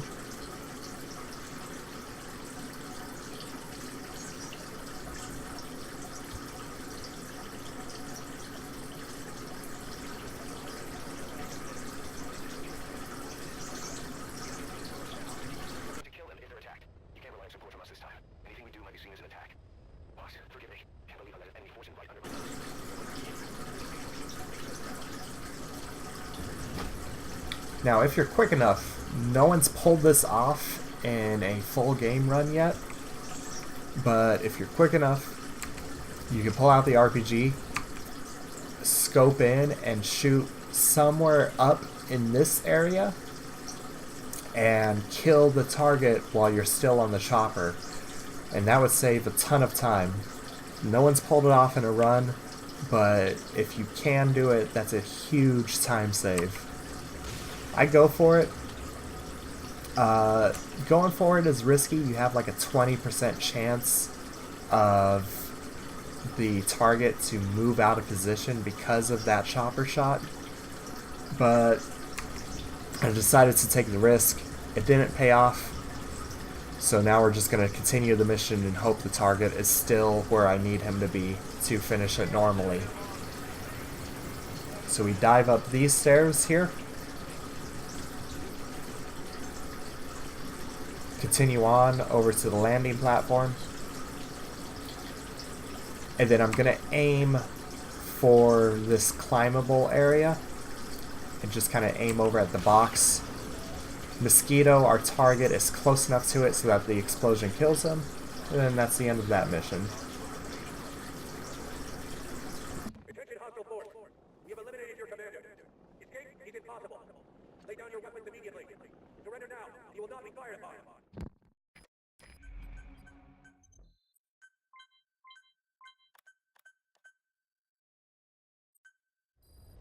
Boss, listen a moment. Mission list Our goals updated. are security to guard against enemy attacks. What I have in mind is to create a security team that can defend each of the platforms. Can I go ahead with that? So from now on, give some thought to building up the security team as well. One other thing. To divert some of the risk posed by our enemies, I'd like to construct a forward operating base. The more bases we have, the more staff we can house and the more materials we can secure. Please select. So the next mission is going to be the White Mamba. And for it, you want to make sure that you select Night. Oh, actually, I don't know if Night is necessary, but there's no reason to not pick it here. D-Walker is still equipped since we did retake the platform from Mother Base. So we don't need to equip him in the prep menu. Now here, I made a big mistake.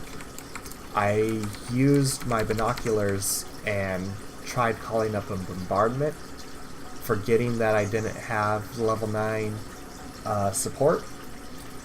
What that means though is that I'm no longer still assigned to bombardment on my Inscope.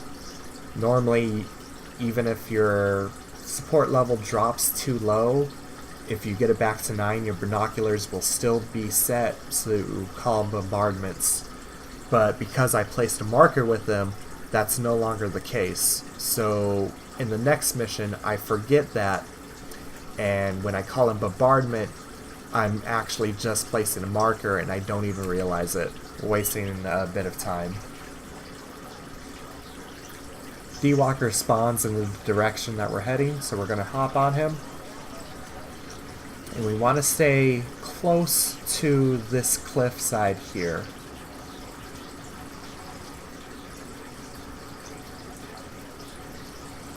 We want to hop down here between these buildings and then head for the gap in the ship.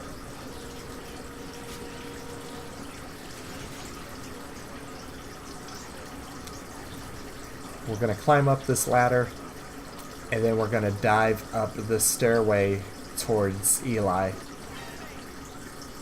Then we checkpoint, and that's going to place us back down near D-Walker and out of alert. So we dive over, climb up here, and then we run along this edge, which causes Eli to hop out of his seat to go and investigate. Then we pull out our turning pistol, we pop him in the head. When we pick him up, since we have that upgraded chopper now, it's going to arrive sooner than if we had that level 1. And that's going to save us a little bit of time. But when I get close enough, I'm going to open up my menu again, and then I'm going to take the time, upgrade support, and then I'm going to end the mission.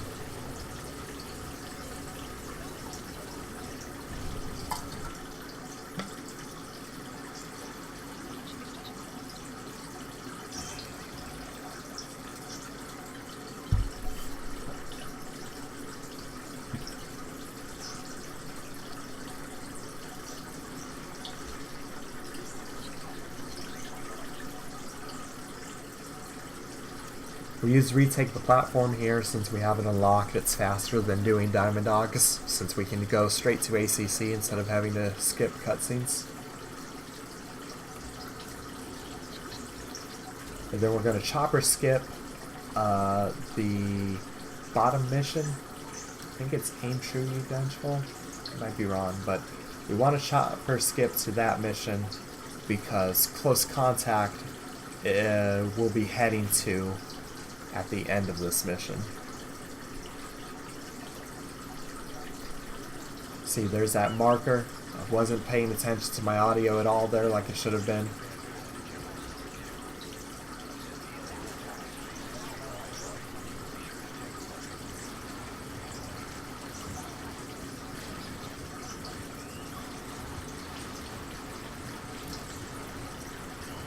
So when we head on over here, we're gonna want to try to run over the target child along with one other kid to try to neutralize them as quickly as we can.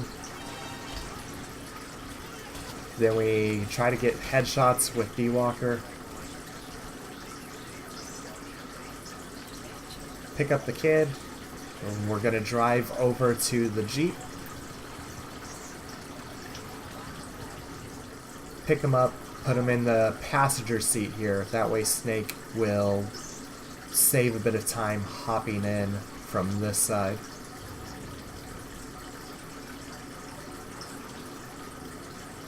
Then as we get near, we slow down a little to park it. Come over, pick up the prisoner, place him in the Jeep. And then we're going to drive out in the direction of Close Contact.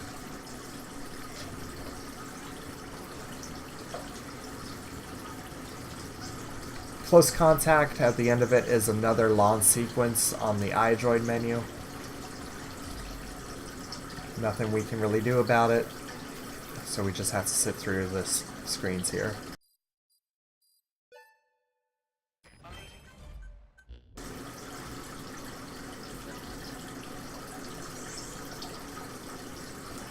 Now here, I'm going to take a little different path that I've learned from another runner recently. I'm going to run over to this cliff edge, climb up over it,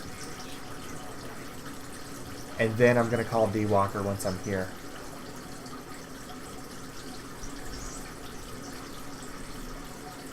That way D-Walker is going to be spawned close by to the mission start.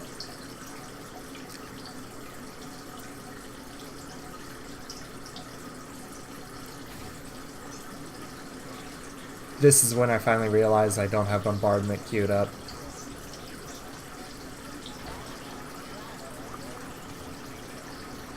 Then we're going to drive towards that pathway in the canyon again that we used in Voices. So we're just going to go kind of straight here.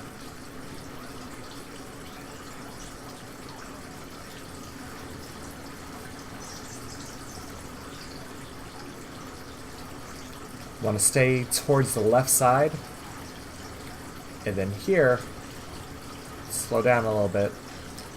We want to stay hidden behind this tree. See, there's two guards on the other side, so as we approach, we want to stay behind this tree as long as we can, blocking their vision, and then we pop out and we run them over. As soon as we have both of them knocked down, we come to a complete stop. And then we drive off to the left a bit, come around, come to a stop again, and then we want to line up.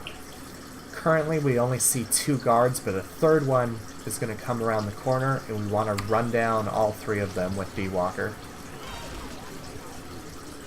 Hop out, get into here, and we're going to throw both prisoners through this doorway.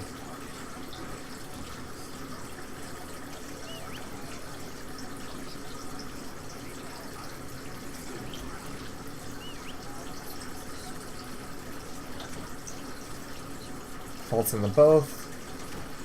If you call D-Walker right, he'll come over for you here. Then we're gonna just drive this way.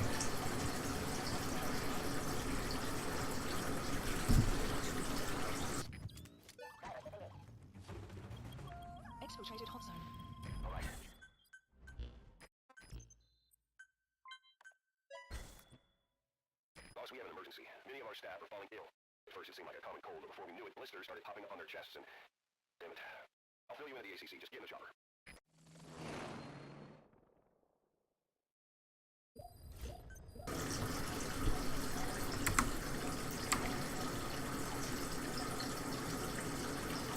Once we load back into the ACC after close contact, it starts the part of the game where you're supposed to start quarantine. Ugh. Man, my mouth is dry. We need to quarantine some of our staff, but we can skip all of this dialogue and doing that by just opening the staff menu, going over to the quarantine option, and then we close the menu. Chopper skips to the next mission, select night, and off we go.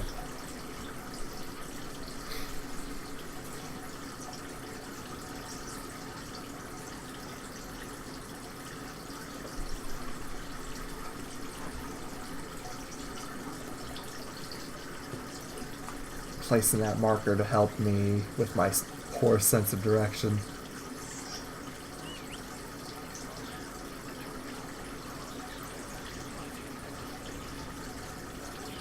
So we want to aim for like this hill here.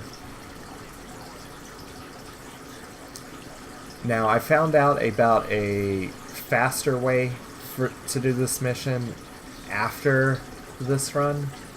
So there is some extra time to be saved here. Now what you see me do is I go to the left here and I'm going to go up and around this hill. But what I found out through another runner is you can come over and run over these two guards to knock them out, and then come up along the side here. You'll do the same method that we're going to do, but because you've knocked out these guards, the mission won't end in a weird quasi-alert. You'll just go straight into the results screen, and it's going to save you a bit of time.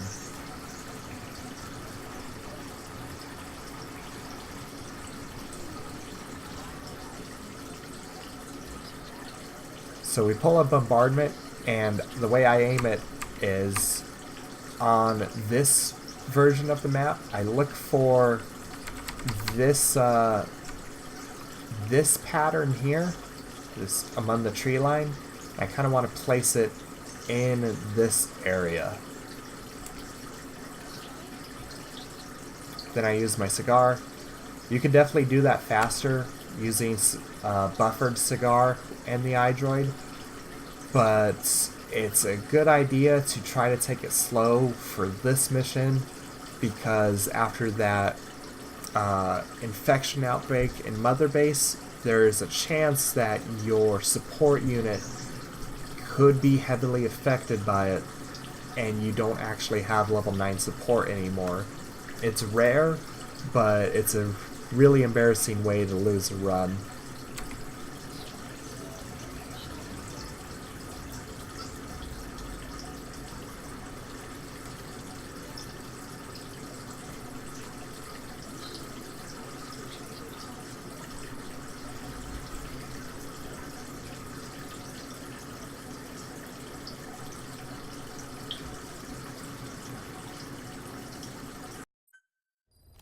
Please select a mission. Boss, we finally heard from one of our missing intel team members. He says...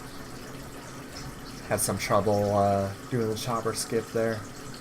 The next mission is Root Cause, and there's not a lot to talk about for it. Please A remember. member of the intel unit has gotten a lead on the epidemic that's crippling Mother Base. Problem is, Mother has been hacked out of the evidence operation area. He's being held in the guardhouse on the western end of the mine. Boss, we need you to get him out ASAP. Right now he's only linked to the cause of the epidemic.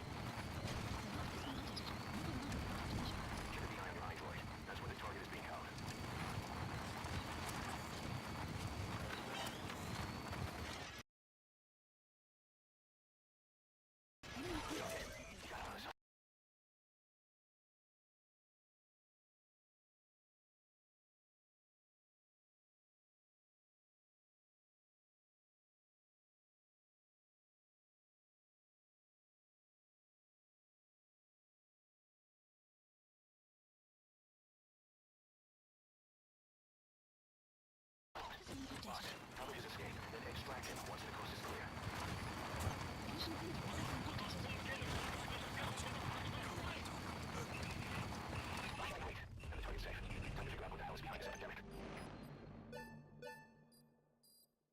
Extraction arrived at Mother. Well, I had myself muted like a big dum-dum, but I was just explaining that what we're doing there is holding aim and mashing square, kind of tapping both of them, but we want to try to get D-Walker to start moving as soon as we've picked up that prisoner. It's the same method I use on the child in Aim True Be Vengeful, and I believe another mission as well. But it's just getting D-Walker to move during that that grabbing animation of his. So here, my method for getting through the skulls is I hop in D-Walker and I move just a little ways up to this rock. I'm going to call a bombardment and I'm going to aim it around this second cliff edge here.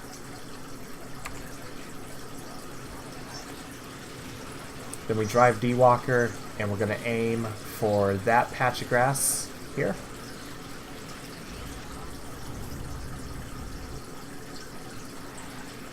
Want to kind of steer straight, veering to the right around some of these rocks.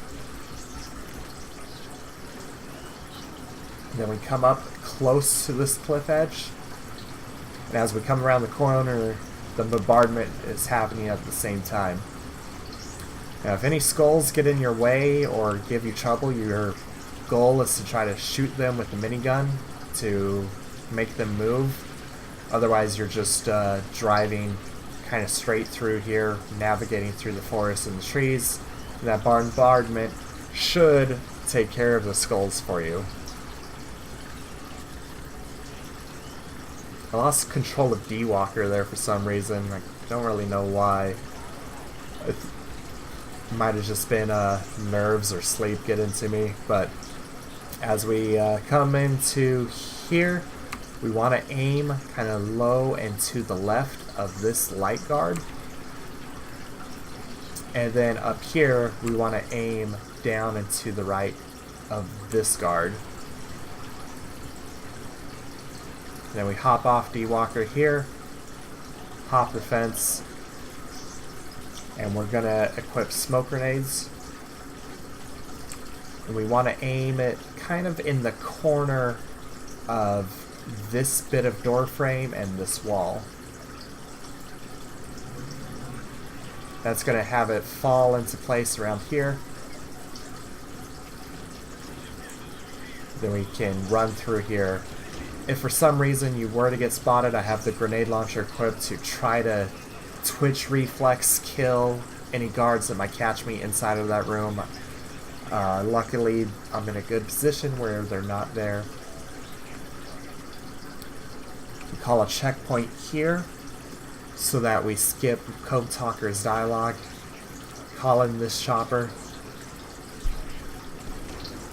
And we're going to hold grenades so that we climb these stairs a little bit faster than we would normally.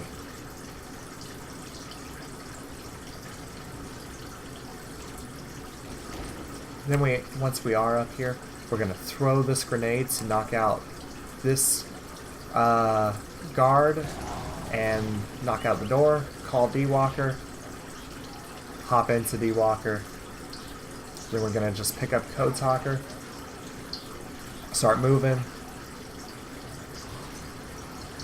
And as we come up the hill here, we're going to hang towards the left side to avoid the skull's line of sight. Then we're going to go down under the bridge.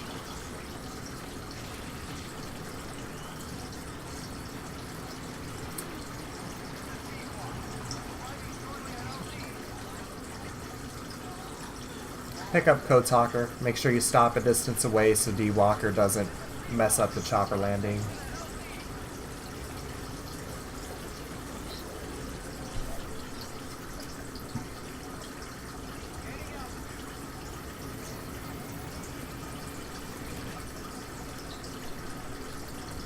And that's one of the reset heavy missions.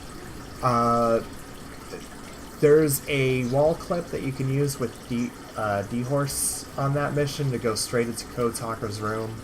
If you're on the old patch, but I don't believe it really saves time, and that clip in particular is pretty hard to pull off. Switching between D-Horse and D-Walker mid-mission, and then using the cigar, having to actually do the clip, it eats up so much time that it's not really viable for the most part.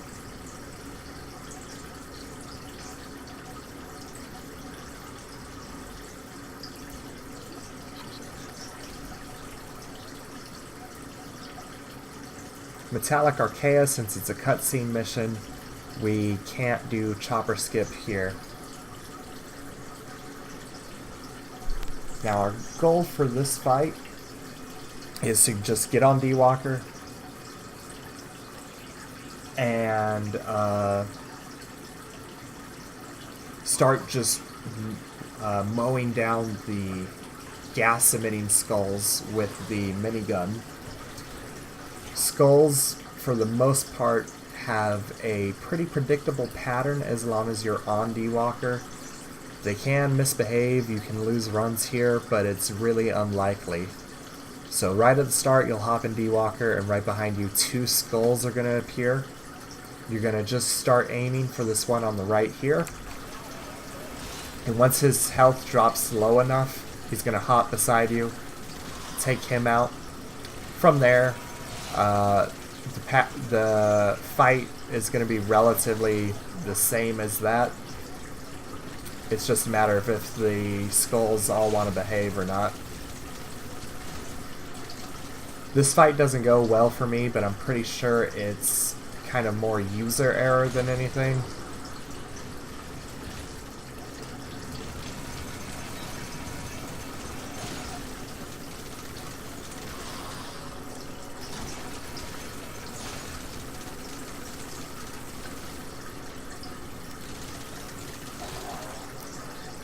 So because of where that skull was previously, I have to go all the way around because of that other rust cloud.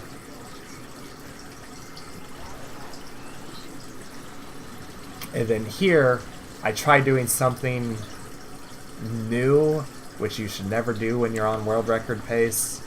But I tried calling in a bombardment before calling my cigar. I'm used to arriving when Ocelot is still talking about arriving with the chopper, which means you can't use the cigar until his dialogue is done. But he had already finished speaking. If I had just gone straight into the cigar, I would have saved a lot more time. Arrived at Meta Base. Yes, mission complete. Boss?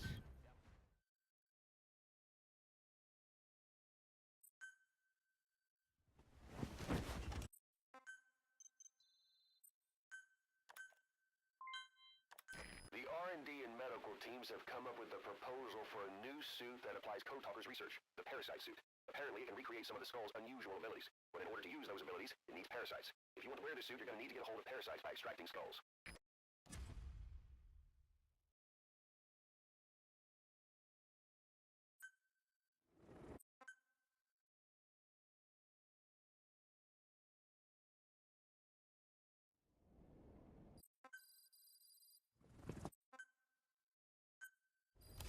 Please.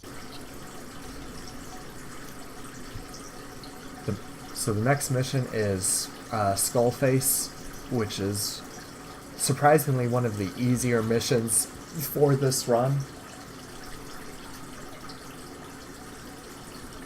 All it's going to be is hopping onto D-Walker and then just riding a straight path. I call it bombardment from the chopper just to get the S rank out of the way. I'm going to shoot down this wooden gate here. And then bank a right really quick. And then just kind of stay on this left side.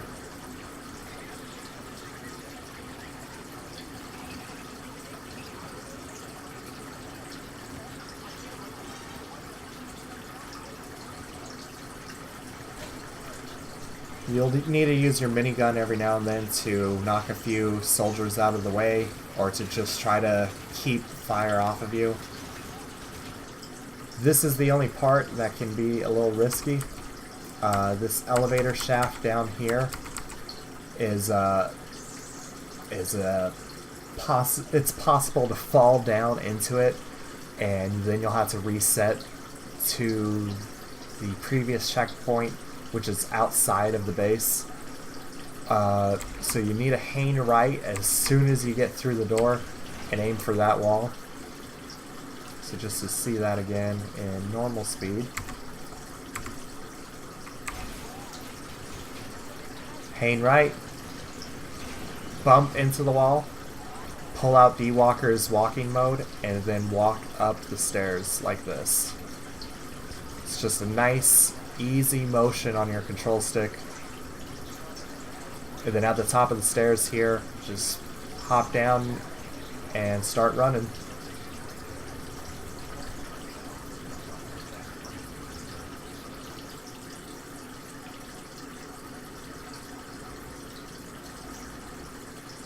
All that's left from here is the fight with Sally, and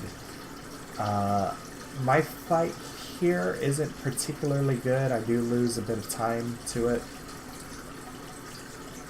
I think I lose like 20 or 30 seconds maybe.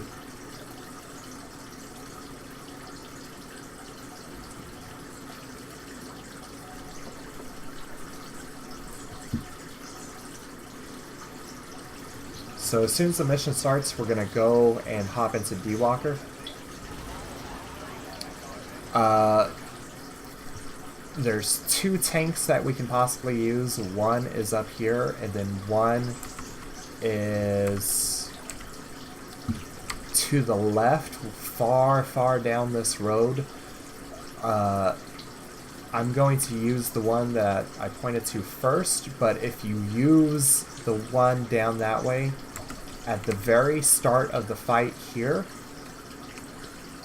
right here, what you should do is aim your binoculars at this ledge near Sally's feet and call it a bombardment. If you go down that lawn road, there's a very good chance that the bombardment here will hit Sally and do a lot of damage.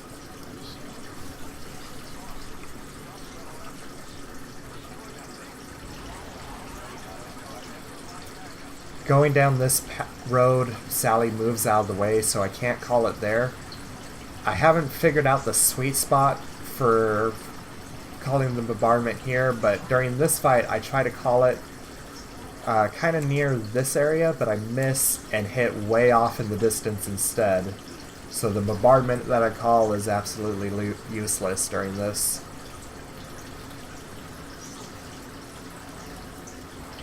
Now the reason why I'm using this this tank to help clear up some of the discussion and questions some viewers will sometimes have when they come into the run.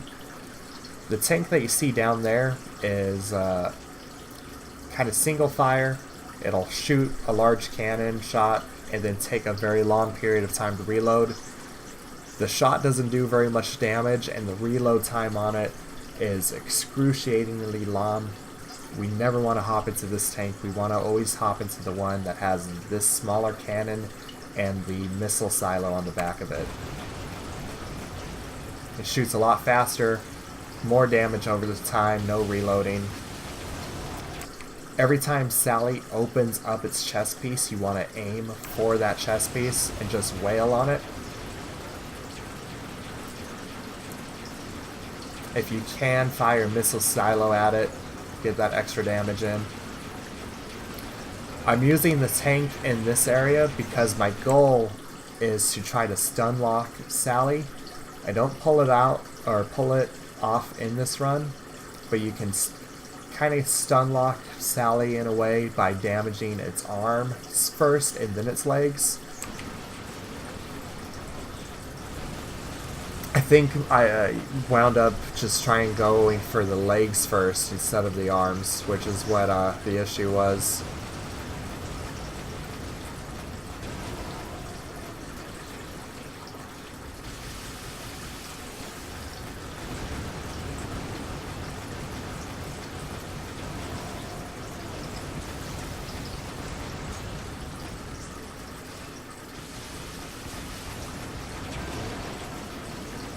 If I held on to those missiles a little bit longer, I could have used them here, done a lot more damage.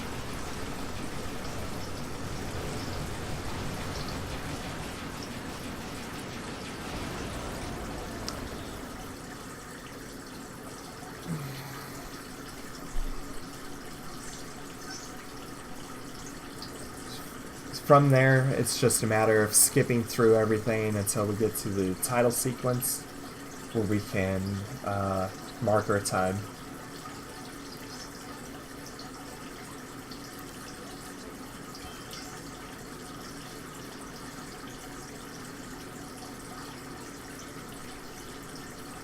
Alright, and that's gonna do it for the analysis here. I hope I provided some insight into things here. I know this wasn't scripted. I've probably skipped over a good chunk of information or questions people may have had about the run, but hopefully this provided some insight into like decision making or what I'm doing during the run. I want to make a real tutorial at some point, but I know it's going to be a while for me to get to that because I'm just horribly lazy, and when I have free time I want to actually do runs instead. So for now, this is going to be on Twitch, but I'm going to export it over to YouTube, and hopefully this helped.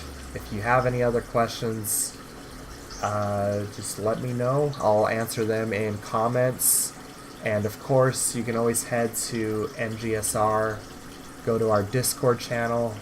You can ask me questions there, or any other runner. We'll be glad to help out in any way that we can.